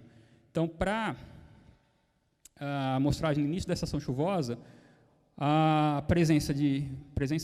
densidade de vertebrados predadores, como peixes, por exemplo, nas poças, a condutividade elétrica e a profundidade da poça foram significativos. No meio da estação chuvosa, a densidade de invertebrados predadores. E no final da estação chuvosa, somente a largura do baixio ajudou a explicar a composição de espécies. Então, a condutividade, por exemplo, ela afeta, a gente tem alguns poucos estudos que mostram que ela afeta diretamente as taxas de crescimento e desenvolvimento dos girinos, né? A profundidade da poça já foi demonstrado em outros estudos que tem uma composição mais profunda da poça, maior a riqueza e também uma composição de espécies. E a presença, então, dos predadores foi importante nesse estudo. Posteriormente, então, nós decidimos trabalhar nos lagos de várzea. Então, o Davi trabalhou em 60 bancos de macrófitas nesse lago, que fica logo ao sul da cidade de Manaus, coletando as mesmas variáveis ambientais que a gente coletava nos outros tipos de ambiente, com algumas variações, e ele viu que, na verdade, o componente predação não interfere na composição da comunidade. O que interferiu para ele foi a condutividade elétrica e a temperatura, que também são fatores que estão relacionados com as taxas de desenvolvimento dos girinos. E aqui dentro desse estudo, ele observou, então, que 9% da variação da comunidade é explicada pelas variáveis ambientais, né, condutividade e temperatura, 6% pelas variáveis espaciais, então, relacionadas provavelmente à capacidade de dispersão, e 3% as variáveis ambientais espacialmente estruturadas. Opa. E, atualmente, então, nós temos um estudo que foi realizado pela Mainara, que a Denise acabou de mostrar para vocês. Então, a Denise mostrou os dados da Mata Atlântica, eu estou mostrando aqui os dados da Amazônia, também com relações dos traços funcionais e padrões de co-ocorrência de espécies. E o interessante foi que, mesmo com um conjunto menor de espécies na Amazônia, ela chegou exatamente aos mesmos dados que a Denise acabou de mostrar para vocês. Então, a taxa de compressão da cauda, altura de nadadeira, foram fatores importantes, né, fatores internos importantes, que ajudaram a explicar a co-ocorrência de espécies no ambiente, e não os filtros externos. A última atividade que eu vou mostrar para vocês aqui, a última pesquisa, né, é em relação às interações predador-presa. Então, as rãs-pimenta produzem esses ninhos de espuma grandes, e como vocês podem observar, uma série de pontinhos pretinhos aí são mosquinhas. A gente já tinha detectado esse tipo de interação no cerrado, onde as moscas geram um alto impacto, né, as larvas das moscas comem os ovos, os girinos, de determinadas espécies de fisalemos e leptodactos no cerrado, e uma espécie de mosquinha do mesmo gênero, né, só muda aqui a espécie, lá na Amazônia também tem afetado a taxa de sobrevivência dos girinos. Então, uma das minhas alunas de mestrado conseguiu quantificar, né, e a taxa de sobrevivência ela é bastante baixa mais para o final da estação chuvosa. Né? No início da estação chuvosa tem uma taxa de sobrevivência mais alta. Por quê? Porque tem menos infestação pelas larvas de moscas. Então, estou quase terminando antes de receber o cartão vermelho. Bom, então, concluindo, processos baseados no nicho são importantes em diferentes escalas espaciais, né, temporais, meso ou local. Nós temos resultados distintos, né, a composição ou a riqueza de espécies é afetada pela abundância de predadores em uma área, mas em outras áreas a gente não detectou essa relação. As variáveis espaciais, né, com ou sem efeito sobre as assembleias de girinos, então isso está muito bem definido ainda, e os processos neutros relacionados à capacidade de dispersão das espécies podem estar relacionados então, com a composição das áreas amostradas. Então, nós sugerimos que tem que considerar então, uma variação temporal nas amostragens com girinos, porque o conjunto de variáveis distintas afetam as assembleias, né, ao longo do tempo, e considerar também variações características intra- e interespecíficas nos padrões de co-ocorrência. Os estudos em andamento, na área de taxonomia, nós temos aqui com a descrição do girino de Dendropsophis araldschutz. Como vocês podem observar, ele tem um espiráculo gigantesco, e essa espécie não é atribuída a nenhum dos 9 grupos dentro de Dendropsophis. Então, a gente tem tecido agora, a gente está fazendo uma análise molecular para saber em qual dos grupos de Dendropsophis que essa espécie pode estar relacionada, porque morfologicamente o girino não se parece muito com nenhum dos grupos. Ele tem uma tendência a se parecer mais com leucofilatos. Tem um outro conjunto de girinos, né, de Elaxitocles eliane, então é um bicho que foi descrito pelo Ulisses Karamazov em 2010 para a região, a gente está começando agora o processo de descrição deste girino. Então, eu agradeço, né, ao SEMBAN, PPBio, Cisbiota Girinos do Brasil, CNPq, CAPES e FAPEAM, pelos financiamentos, então, pela paciência de vocês, muito obrigado.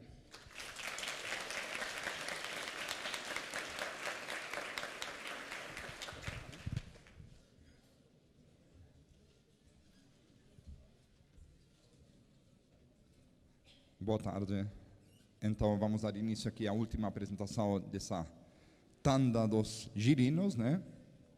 Agradecer o convite, claro, foi um prazer realmente participar desse projeto Cisbiota e poder aprofundar um pouco mais os girinos. Eu acho que a principal diferença da minha pesquisa com as que a gente escutou antes é que eu acho que sou o único que, para os meus bichos, não usei a peneira da Denise. A gente tem uma, claro que temos, né? Mas vocês vão entender por quê, né? Passar a peneira em uma bromélia dessas é impossível, né? Daí, que eu vou fazer? Eu vou tentar, claro, como todos os trabalhos que vocês viram aqui, isso aqui não é um trabalho de uma pessoa, é um trabalho de um grupo, é um trabalho de vários alunos que participaram, né? E eu vou tentar explicar mais ou menos por que a gente sabe tão pouco sobre esses animalzinhos aqui, né? Eu conheço esses filodites há 13 anos, que é exatamente o tempo que estou na Bahia. E eu posso realmente dizer que, para mim, hoje, são os anfíbios mais apaixonantes que tem, por várias questões que a gente vai aprender e entender agora. Por que a gente sabe tão pouco sobre esses filodídeos, quando se eles são tão bacanas, tão interessantes? Principalmente porque... Bem, isso aqui, vocês conhecem alguns desses herpetólogos, isso somos nós, o Hélio, o Andrés, que foi um pós-doc meu, aqui o Vitor, né, o Yuri, também doutor já agora, eu sou o único que suei a camisa, né, tá todo mundo limpinho aqui, eu aí saí do campo já acabado, né. Geralmente, quando a gente vai para o campo, a maioria de vocês já foram para o campo, né, a gente vai para onde procurar os anfíbios? A gente vai para a poça, né, a gente quer achar anfíbios, né, se a gente vai para a poça, a gente é capaz de achar, bem, isso aqui era a nossa famosa poça da UESC, infelizmente ela foi destruída, tudo parece que está sendo destruído nesse mundo, né? Daí uma colega decidiu fazer uma plantação de não sei que plantas, a gente falou com ela, não, essa poça a gente está 10 anos monitorando, capaz, eu vou cuidar da poça de vocês, agora a gente foi e não tem mais poça, né? E se vamos para a poça, a gente vai achar um monte de anfíbios muito bacanas, muito legais. Aqui um Sphenorhynchus paulo-alvini com a desova dele. Vamos achar aqui o Leptodactylus viridis. Esse bicho ficou 8 anos sem aparecer lá e de repente algum aluno meu apareceu. Tem um latrans muito esquisito aí. Era esse aí, né? Também achamos esse aqui, os Sphenorhynchus prasinos. Esse aqui, o girino do prasinos. E a gente também, quando a gente procura anfíbios, podemos ir para o riacho também, né? Claro, também tem girinos, tem anfíbios lá. A gente pode achar, por exemplo, um Milomantis áspera, uma Galicnis esses, muda e vai e volta o nome. E podemos achar também aqui as vitriohanas, glass frogs, pererecas de vidro, por isso aqui, né? Elas são ótimas para poder mostrar o que elas têm por dentro, né? Também bichos fascinantes, mas os filodídeos são muito mais bacanas, eu vou mostrar por quê. Podemos achar esses aqui também. Esses aqui, eu prometo há anos que vou pegar 10 desses Proceratophilus, jogar no chão, fazer aquela foto na serrapilheira e depois todo mundo tem que achar, eu sempre esqueço, né? Algum aluno meu me lembre de tirar essa foto algum dia, uma foto muito bacana para mostrar. E a gente pode achar também bichos na serrapilheira, né? Isnocnema, Peristimantes, aqui um casalzinho de vinhai. Só que, geralmente, quando a gente vai procurar anfíbios, a gente esquece de procurar aqui, nas bromélias, né? E olha que tem anfíbios nas bromélias, mas a gente fica tão fascinado com os bichos na poça, no riacho e tal, que às vezes a gente acaba esquecendo que lá também tem anfíbios muito interessantes. O problema é que é difícil trabalhar com bromélias. Tudo bem, temos as bromélias terrestres, como esse aqui, que ainda dá, mas às vezes temos bromélias que ficam lá 10, 15, 20 metros, e daí é um desafio realmente conseguir chegar a esses anfíbios. E olha que eles estão cheios de espécies interessantes. Isso aqui, por exemplo, o nosso Parasphenon brunoi, é uma espécie que usa a bromélia, mas não se reproduz na bromélia. Agora eu ia falar que é a espécie irmã, que é essa aqui, mas não é mais a espécie, ou não vai ser mais a espécie irmã, né? Mas, por enquanto, ainda é uma Parasphenon, mas novos trabalhos estão mostrando que ele tem outros parentes aí, mas ainda assim, ela ocupa a mesma área, só que esse aqui sim coloca os ovos em bromélias e os girinos se desenvolvem nas bromélias. O girino era o primeiro girino descoberto na Mata Atlântica que se alimenta de ovos, o ófago. Se vocês olham aqui para a boquinha, né, parece um bicho de outro planeta, né? É um bicho fantástico também. Mas, gente, desculpem, tem um delay sempre aqui. Também podemos achar as gastrotecas, elas também usam muito as bromélias, né, para se proteger, da mesma forma que a famosa Ipsiboas faber também, né? Óbvio que ela não se reproduz em bromélias, mas quase todas já acharam alguma faber alguma vez descansando em essas bromélias. Esse bicho aqui é um bicho fascinante também, né? Quem viu esse bicho em campo já? Pouquíssimos, né? Xenoila eugenio, agora há pouco teve colegas achando ela um pouco mais para cima da Bahia, né? Um bicho que a gente deveria testar, né? O Hélio descobriu que a espécie irmã que ocorre no rio se alimenta de frutos, né? para a Bahia ainda é um dos desafios que temos lá, né? Flora também, né? Para ver realmente se essa espécie também come frutos ou não. Que mais? Podemos achar também os frósteos. Pouquíssimo sabemos também sobre os frósteos, mas também encontramos eles em bromélias. Por que estou contando tudo isso? Estou contando tudo isso para chegar no ponto que são os filodites, tá? O gênero filodites tem uma coisa interessante. Se vamos para o froste, todo mundo conhece o froste, né? Aqui, né, se eu vou para o Google, né, apareceu froste, todo mundo, cara de espanto. Uma pena que o Santi não está aqui, Santi Gastoviejo está lá, que ele seria o primeiro a dizer, cara, que furo, né? Óbvio que esse aí não é frost, esse aqui, né? Mas o problema é quando a gente vai para o Google e pega qualquer Darryl Frost que aparece aí, né? Não é o nosso, é esse aqui sim, o nosso Darryl Frost. A gente vai lá para o Frost e vemos que tem 14 espécies de filodites descritas, sendo que 7 delas foram descritas nos últimos 20 anos. Então, temos 520 anos de pesquisas com filodites, ou possíveis pesquisas com filodites, né? E temos 7 espécies em 500 anos, 20 espécies em 7 anos, e uma penca de espécies por sair ainda nos seguintes 20 anos. Tá, tudo começou com essa espécie aqui. É a primeira espécie do gênero descrita, Phyllodes luteolus, foi descrita pelo príncipe Maximilian Witt-Neuwied, né, aqui, em 1824, e realmente dá para entender por quê, porque é uma espécie, eu vou dizer assim, a única espécie de Phyllodes com uma ampla distribuição, né?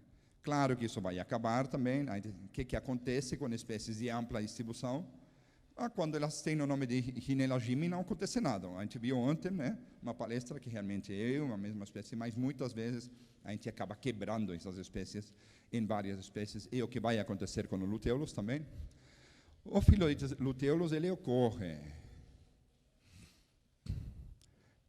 Falando desse Phyllodes, eu achei uma coisa curiosa. Ela inspirou um colega que também, não sei se está aqui, né, o Lucas Forte, inspirou o Lucas a escrever esse artigo, muito bacana, sobre espécies invasoras. Por quê? Porque o Lucas diz aqui numa entrevista que ele deu para a revista da FAPESB que a ideia de fazer um levantamento de anfíbios invasores aconteceu quando ele estava no Guarujá. Gente, desculpem.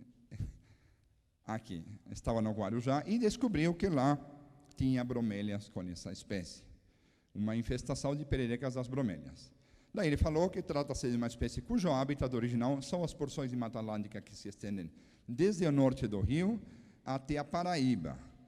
Sendo que, nesse caso, né, estamos falando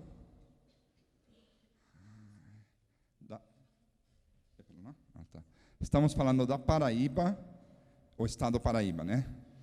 Teve recentemente umas outras interpretações do que é Paraíba, ontem à noite também, né, no bar. O grupo Paraíba lá, né, foi muito bem, mas nesse caso estamos falando do estado, né, não. Mas isso já é outro assunto, que a gente abordará na sexta-feira, por exemplo, em um simpósio sobre herpetofauna invasora. Voltemos para os filodites, né? Gente, não apareceram as larvas, os girinos não apareceram ainda. Eu vou explicar por quê. Os filodites, a gente consegue separar eles muito bem pelo canto. Eles vocalizam de formas muito diferentes, isso é muito bacana, a gente consegue gravar eles cantam o ano inteiro. E um tempo atrás, eu estava falando com um pesquisador francês que estava tentando calcular o custo do canto. E ele me falava, cantar, sempre a gente fala que é muito caro, né? O dispêndio energético é caro, né? Mas eu estou vendo que parece que não é. Eu falei, olha, você tem que vir aqui para a Bahia e estudar os filodites. Porque eu tenho um melanomista no meu quintal que canta 364 dias por ano, a noite inteira, e está lá de boas, não está magrinho, está bem gordinho. E daí ele realmente, uns anos depois, me falou, putz, é isso mesmo, né? Cantar é muito menos caro, porque um bicho desses que canta o ano inteiro, cada noite, na verdade, não deveria existir energeticamente falando, né? E ele estava no meu quintal, até que ele foi comido por uma Ipsiboas faber, né? Eu descobri isso porque eu chego lá em casa, geralmente, e muitas outras pessoas vão lá, vêm a a novela das 9 ou das 8, sei lá. Eu não, eu ficava uns 20 minutinhos apreciando as bromélias e os 120 filodites que tinha naquelas bromélias. Daí eu tinha 119 luteolos e um melanomistax. E eu sempre escutava ele, daí eu entrei em casa, lá pelas 10 da noite, e pensei, que estranho, né? O meu filodites melanomistax, que cantou 364 dias, noites por ano, ele não está cantando hoje, né? Alguma coisa deve estar acontecendo. Será que ele achou uma parceira, né? Infelizmente não, eu saí e, ao invés dele, tinha uma Faber. E como eu já trabalhei muito com dieta, eu tinha o meu kit de flashing lá, eu lavei o estômago e quem apareceu? O meu bichinho. Então eu consegui até determinar, o único dia que o bicho não cantou foi o dia que ele foi predado, né? Mas, voltando, né, a gente usa muito a bioacústica, funciona muito bem para separar as espécies. Claro, a gente usa também a genética, né? E se vocês olharem aqui, né, uma árvore recente, e temos, além das já descritas, temos mais umas 3 ou 4 aí. Também a citogenética também pode ser usada para separar elas. E os filhoides, eles têm odontoides, eles têm dentes, né? Eles não são muito agressivos, né? Mas ainda assim, assusta aqui. Se a gente vê aqui as imagens do CT scan, né? É um bicho violento aí, né? Aqui um girino que gentilmente o Evaldo, que foi aluno meu, me mandou. Se já é difícil achar os adultos, imaginem os girinos, né? Poderia ser fácil, né? A bromélia está lá, né? Mas se a bromélia está a 20 metros, né? E já é difícil detectar qual é a bromélia que o bicho está cantando, então achar a bromélia que está com girinos é ainda mais difícil. Eu vou explicar mais um pouquinho assim, quais as espécies que a gente consegue encontrar. Temos aqui o Phylloides buckereri, que tem o girino descrito. Ele tem uma distribuição, todas as que vou mostrar agora têm uma distribuição muito restrita à Bahia, ao sul da Bahia. Na verdade, essa espécie vai de Teixeira de Freitas até Jequié. E o girino, a Flora mostrou antes já, né? O grupo dela conseguiu descrever esse bicho. E, se vocês reparam, ele tem uma manchinha branca aqui na frente. A mesma manchinha que o girino de luteolus tem, que na verdade é uma manchinha refletante. Se eu vou lá com a minha lanterna de cabeça, aquilo brilha. E aqui um desafio para todo mundo, a gente tem que descobrir por quê. Porque isso aí tem algum significado evolutivo, tem alguma, pode ser outros filodites que eles conseguem ver, já tem girino, já está ocupada essa axila. Tem milhões de coisas, a ciência funciona assim, né? A gente vê uma pergunta e daí temos 100 pessoas aqui ou mais, né, para, em algum momento, achar uma resposta e ver como que a gente pode estudar isso. Mas é um fato, todos os girinos de luteolus têm essa manchinha branca refletante e a gente ainda não sabe por quê. Esse aqui é o Phylloides melanomistax, o bichinho que eu falei que vivia solitariamente no quintal da minha casa e que foi comido pela Faber. Ele ocorre praticamente em toda a costa da Bahia, entra um pouquinho lá, chega até Aracaju, mais para cima, acima de Salvador, saindo da Bahia já. E o girino, por sorte, já foi descrito na descrição original do Ulisses, do Hélio e da Mônica.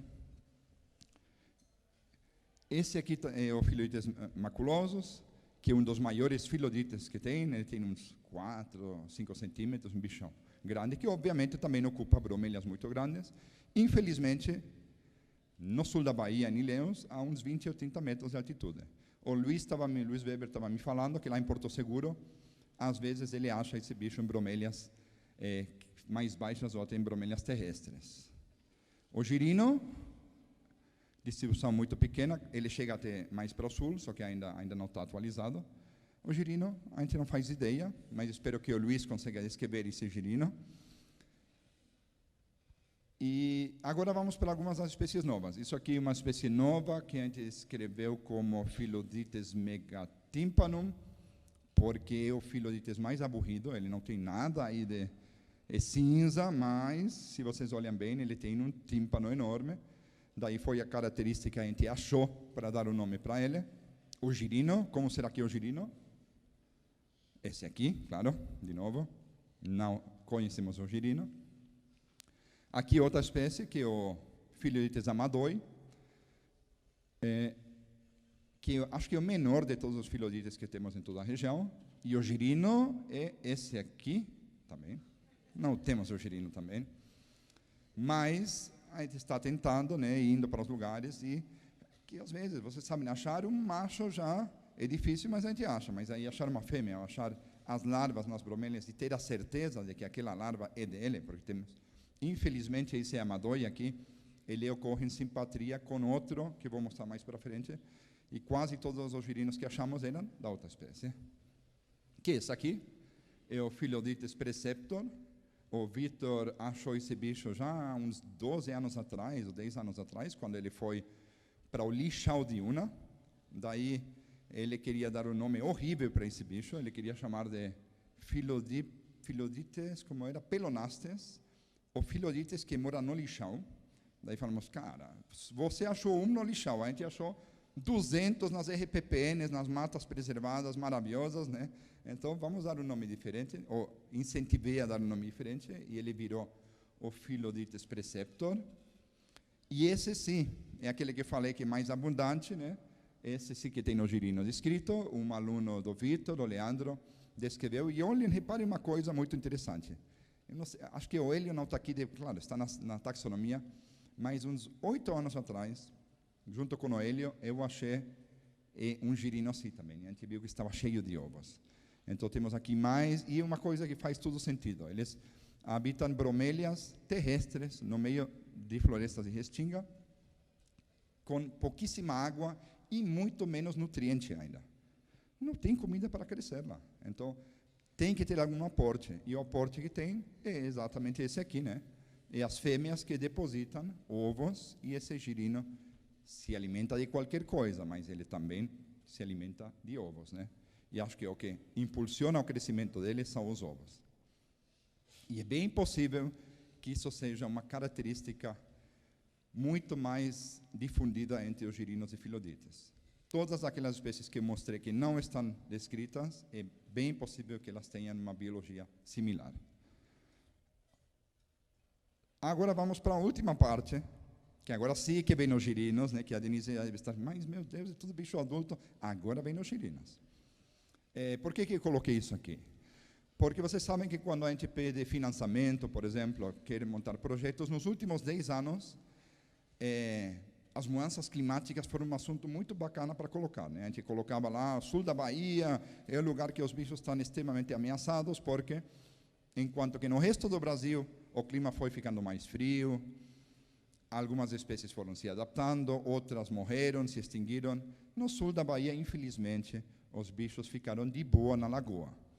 De boa na lagoa porque estava quente, daí, opa, chega lá um pico glacial. Para nós, não. Na Bahia, sul da Bahia, o maior refúgio pleistocênico, né? Tudo ficou de boas. Daí vem lá mais um pico glacial. Na Bahia, não, tudo igual. Isso é bom e é ruim. É bom porque hoje em dia temos toda essa riqueza de espécies graças a isso. É ruim porque para essas espécies, ecofisiologia, temperatura nunca foi o motor da evolução. Então, eles já vivem 2, 3 graus embaixo da tolerância térmica da 7 max deles. Daí chegamos agora com mudanças climáticas, com um pouco de desmatamento, com algum problema, e os bichos têm problemas. Funcionava bem, mas vocês sabem que hoje em dia, mudanças climáticas, tem pessoas que não acreditam mais, né? Então, temos outro assunto que as pessoas acreditam, que é esse aqui, né? O mosquito é o inimigo número 1, né, atualmente. Por quê? Porque ele transmite não só a dengue, mas ele também passou a transmitir aqui chikungunya, zika. Lembrem aquela fase, né, com microcefalia, tudo aquilo, né, foi um boom dos mosquitos, vamos dizer, né? Malária também, não em ileus, mas transmite a malária. De repente, isso aí virou um assunto que vende muito mais que as mudanças climáticas. Estou dizendo para vocês, né? Você enfia doenças desse tipo em mosquitos em um projeto e, de repente, esse projeto é maravilhoso. Por que eu estou usando esses bichos aqui? Porque, bem, vamos voltar para a sala do colégio, né? Todos vocês tiveram na aula com uma professora que falou o que para vocês? Falou que sapo come mosquito, alguém falou já. Vinícius falou, sapo come mosquito, né? Temos que proteger os sapos porque eles comem mosquitos. Se a gente não proteger o sapo, vamos estar um mundo cheio de mosquitos e insetos, né? certo, né? Só que isso aí é fake news, né? Isso aí é mentira. Por que é mentira? Eu trabalhei durante quase 20 anos com dieta de anfíbios também. E encontro de tudo na dieta dos anfíbios, menos mosquitos. Isso aqui é a dieta de um Phyllodytes, e ele come o quê? Come um monte de formigas. 474 formigas de 562 itens em total. Quando ele come algum díptero, quase nunca, tem 6 dípteros aqui, mas quase nunca é um mosquito. No máximo é um braquícero desses aqui, é uma mosca, né? Então, por quê? Faz todo sentido. Para que um anfíbio vai comer um mosquitinho desse tamanhinho, aporte proteínico zero quase, e a balança, óbvio, ele vai fazer mais esforço ainda em capturar aquilo que não vale nada, né? O bicho vai morrer de fome. Então, em muitos anos de dieta de anfíbios, né?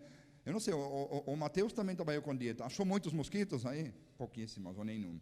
Então, o que acontece? É a falácia que a gente tem. A gente fica repetindo que anfíbio é controlador de mosquitos, mas a gente pode afirmar que eles são. Só que a gente achou outra forma de fazer isso. Bem, aqui estou dizendo, o único sapo que eu conheço que realmente consegue pegar mosquitos é essa lâmpada aqui. Ela funciona mesmo.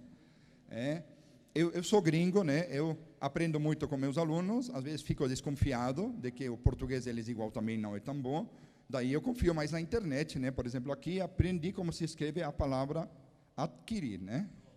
É isso aí, né? Não é, né? Todo mundo pô, já aprendi errado de novo. Então, assim, eu nunca chego a um ponto de escrever um português bom, né? Porque tudo que eu leio ainda está com erro, né? Mas, brincadeiras à parte, eu ia dizer todo anfíbio já foi um girino, mas também é mentira, né? Mas muitos anfíbios em algum momento foram um girino. E isso aqui é uma Parasphenodon, como exemplo, né? Já mostrei antes, né? E aqui temos os girinos. Será que esses girinos podem nos ajudar na nossa luta contra os mosquitos? Eu voltei a fazer uma coisa que eu fiquei quase 20 anos sem fazer. Chama-se de experimentos. Durante o mestrado, eu tinha muita curiosidade por algumas coisas. Aí fiz um trabalho com microilídeos e eu vi que eles comiam formigas, claro, adultos, né? Só que daí um colega meu que trabalha com formigas falou, olha, muito bacana essas formigas, só que não é o que tem disponível no ambiente. Estão faltando todas as Formicinae, a subfamília Formicinae. São aquelas formigas que vocês pegam e tem aquele cheirinho de ácido bem característico. Daí eu fiz experimentos que ofereci diferentes formigas para os microilídeos, né? Eu achei muito bacana, né? Eu gostei. Hoje em dia não rolaria, né? Chegaria algum ecólogo e falaria, não, mas você tem que fazer 50 réplicas e tem que fazer isso, daí aleatorizar, e aqui a formiga tem que ser padronizada e por aí vai, né? Daí, em algum momento da minha vida acadêmica, eu parei de fazer experimentos. Quando a Ayla, uma aluna minha, falou, eu quero testar isso em laboratório, eu falei, bora fazer mesmo. O que a Ayla fez? Eu já sabia que os girinos comem larvas de mosquito, porque voltemos para aquela história do quintal, né? Eu observava eles e via que eles comiam. Só que eu nunca ia escrever um artigo, olha, no meu quintal de casa eu vi o girino comendo uma larva de mosquito. Temos que fazer isso de uma forma mais profissional. O que a Ayla fez? Ela usou tubos Falcon, que na verdade os tubos Falcon são axilas de bromélia, quase, né? Vamos dizer assim, muito parecido. Mas os girinos se sentiam muito bem naqueles tubos Falcon. E daí ela adicionou larvas de mosquito de diferentes tamanhos. E ela viu que realmente girinos grandes conseguiam predar qualquer tipo de larva de mosquito, enquanto que girinos pequenos tinham uma certa dificuldade com larvas grandes, mas predavam também. Mandamos isso para a publicação e um dos revisores falou que, vocês demonstraram isso em laboratório, mas não tem como saber se na natureza também não ocorre. A Ayla depois testou e viu que também ocorre. Axilas de bromélia, onde tem girinos de Phyllodytes, não tem larvas de mosquito. Mas aí conseguimos publicar isso em uma revista que eu estou gostando muito, que é isso aqui, Ethology, Ecology and Evolution. O Felipe, né, acho que é editor dessa revista, e em tempos de pagar burradas e milionadas para publicar, isso aqui é uma opção bem boa para ainda publicar de graça, né? Bem, vamos para o último slide. Já vimos que os girinos e filodites comem, ou têm capacidade para comer larvas de mosquito, né? Só que vocês conhecem, todos vocês viram essa cena alguma vez, né? Carrinho fumacê. O fumacê passando pela cidade, jorrando lá veneno. O que eles jogam lá? É malation. O malation é um larvicida que mata as larvas de mosquito, mas também mata os girinos, né, de filodites. Fizemos um trabalhinho simples e vimos que realmente com malation eles morrem e sem malation eles morrem mais, muito menos, né? Tem a taxa de mortandade normal que se espera para eles. Então, imaginemos o seguinte, temos aqui uma bromélia e nessa bromélia temos os filodites, os nossos anfíbios, temos também as larvas dos filodites e temos mosquitos e larvas de mosquito. Isso é um ambiente não muito alterado, né? Daí temos o malation, o carrinho, o fumacê passando lá. Fumacê vai fazer o quê? Vamos ter bromélias e mosquitos que chegam depois de um tempo voando, né? O problema é que depois de umas semanas ou meses, vamos ter isso aqui. Vamos ter as bromélias, vamos ter o nosso mosquito, vamos ter larvas de mosquito e acabou por aí. Porque os filodites são péssimos em recolonizar bromélias. Eles são muito ruins em procurar um novo grupo de bromélias. Então, na verdade, o que estamos vendo é que o uso do malation acaba sendo até pior. E os lugares que temos lá em Ilhéus com as maiores infestações de mosquitos são os lugares onde os filodites desapareceram. Então, o que acontece? Que com esse malation somem todos esses bichos aqui, e com isso não tem mais o biocontrole. Esses filodites, eles funcionam muito bem como biocontroladores de mosquitos, só que nessas condições não, né? Bem, então, é isso por hoje, né? Só fazer um convite, né? Nos visitem lá em Ilhéus, na Bahia, né? A gente tem umas praias lindas, temos curso de mestrado e doutorado, nota 5, Ecologia e Zoologia também, e temos um grupo muito bacana de alunos, acho que tem uns 7 ou 8 que estão por aqui também, conversem com eles. E eu estou aberto aí para ideias de como continuar trabalhando com esses filodites. Se alguém se apaixonou por eles, é só contatar os meus alunos ou falar comigo, que a gente dá um jeito de vocês irem para lá. Muito obrigado.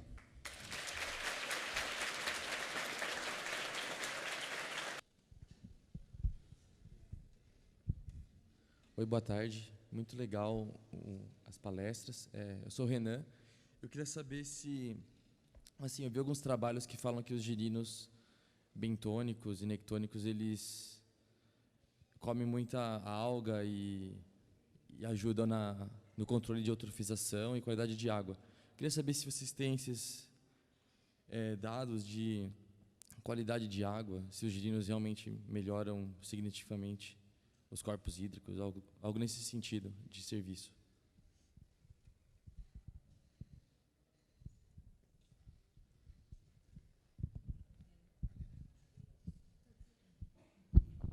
Vamos ver se eu consigo ainda falar. A gente tem um estudo que a gente está desenvolvendo, porque a gente tem lá na Unesp de Rio Preto 2 professores que trabalham com alga, e por isso que é difícil.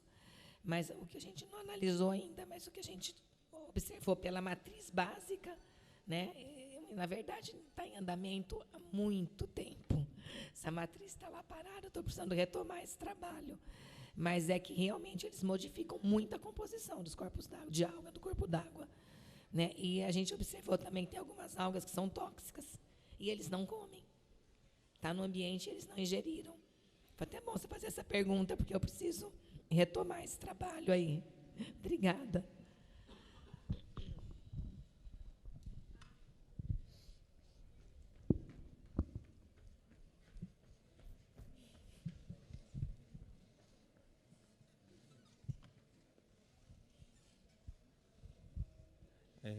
Boa tarde, me chamo Francis. Queria perguntar para o Marcelo ali. Você falou que naqueles bancos de macrófitas ali a predação não foi um efeito de forte influência, né? E aí eu fiquei imaginando que as plantas ali poderiam estar dificultando a ação do predador. E eu vi que tinha as composições de espécies ali, mas eu não consegui ler direito. Eu queria saber se aquelas espécies que ocorrem nos corpos d'água lênticos dos igarapés ali, elas se repetem também nos bancos de macrófitas. Não. a composição nos bancos de macrófitas dentro, né, dos bancos é bem distinta da composição dos bichos que ocorrem no interior de floresta terra firme. Os bichos provavelmente de floresta terra firme são mais suscetíveis às variações de temperatura, luminosidade. Então, bicho de banco de macrófita, muitas vezes eles ocorrem dentro das cidades lá na Amazônia, em áreas onde você tem bastante alteração ambiental. Tá? Então, eles são bichos de áreas abertas mesmo. Tá? Uma ou outra espécie pode eventualmente ocorrer se o banco de macrófita estiver muito próximo de uma borda de uma floresta. Mas, em termos gerais, assim, você tem uma composição bem distinta. Obrigado.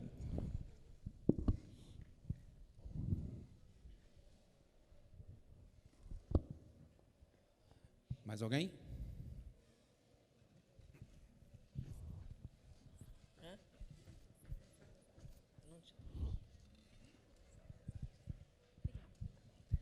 Boa tarde, eu me chamo Daiane e eu fiquei bastante intrigada com o trabalho que a professora Denise falou pontuou rapidamente sobre algum tipo de plasticidade na cauda que existe em relação à resposta na predação, né?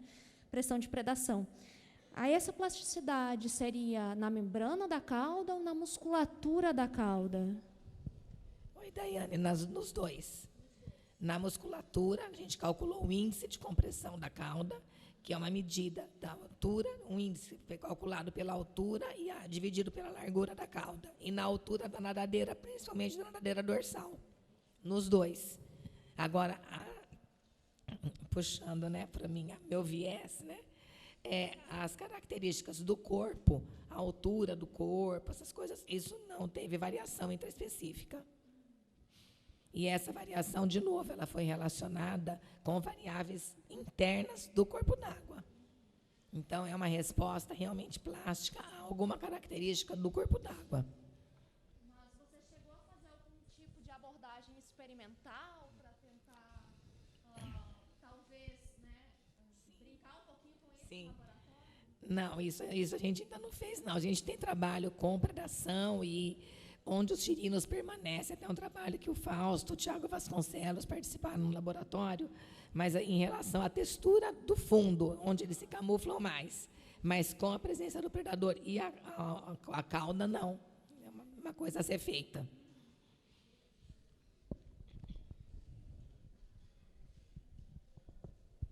Eu queria perguntar, porque o professor Mirko comentou que os filodídeos são péssimos em recolonização de outras bromélias. Aí eu queria saber se é uma característica geral do gênero filodídeos, porque tem um trabalho que fala sobre a introdução dos filodídeos luteus como espécies invasoras no Rio de Janeiro, um caso. Aí só se é uma característica geral e o porquê disso, deles serem ruins em colonização. Sim, assim, um dos aspectos que a gente sabe pouquíssimo sobre anfíbios é movimentação em anfíbios. Isso é uma coisa triste, que até hoje a gente sabe tão pouco sobre a área de vida, os deslocamentos, né? Acho que uma das apostas para os seguintes anos, hoje em dia tem equipamentos de telemetria muito pequenos, né? E lá na UESC tem alguns alunos começando com isso, mas com os filodídeos, a gente sabe realmente que eles são muito ligados àquela bromélia deles. Então, tem algumas espécies que elas nascem naquela bromélia e se aquela bromélia lhes der tudo o que eles precisam de alimento, eles vão ficar naquela bromélia. As fêmeas às vezes dispersam um pouco mais, mas só um exemplo assim aleatório, na casa que eu morava antes, eu tinha bromélias na frente e nas bromélias atrás não tinha filodídeos. E eu deixei lá esperando quanto que vai demorar. Demorou 3 anos até os bichos fazerem 10 metros até a parte de trás do quintal. Agora, com o fenômeno da invasão, isso é fácil de explicar. Geralmente, na biologia de invasão, quem invade, o John sabe isso muito bem, são os bichos mais curiosos, os bichos que têm uma capacidade de dispersão. As ameivas, lá, o Marcelo deve saber, né? Abriu uma estrada na Amazônia, já vem a ameiva junto, né? Já está entrando. O que aconteceu com os filodídeos? Eles viram nas bromélias. Então, provavelmente, no lugar que eles estão, eles vão ficar confinados lá se não houver outras bromélias por perto. Mas vemos isso muito também. A Bahia é o lugar onde tem os filodídeos, mas tem muitos locais que eles chegaram com as bromélias. As pessoas pegam, compram bromélias, levam elas. Às vezes tem o girino, o bicho, quando ele sente que a bromélia foi arrancada, ele vai entrar no fundo da axila e vai ficar lá, pode ficar dias lá.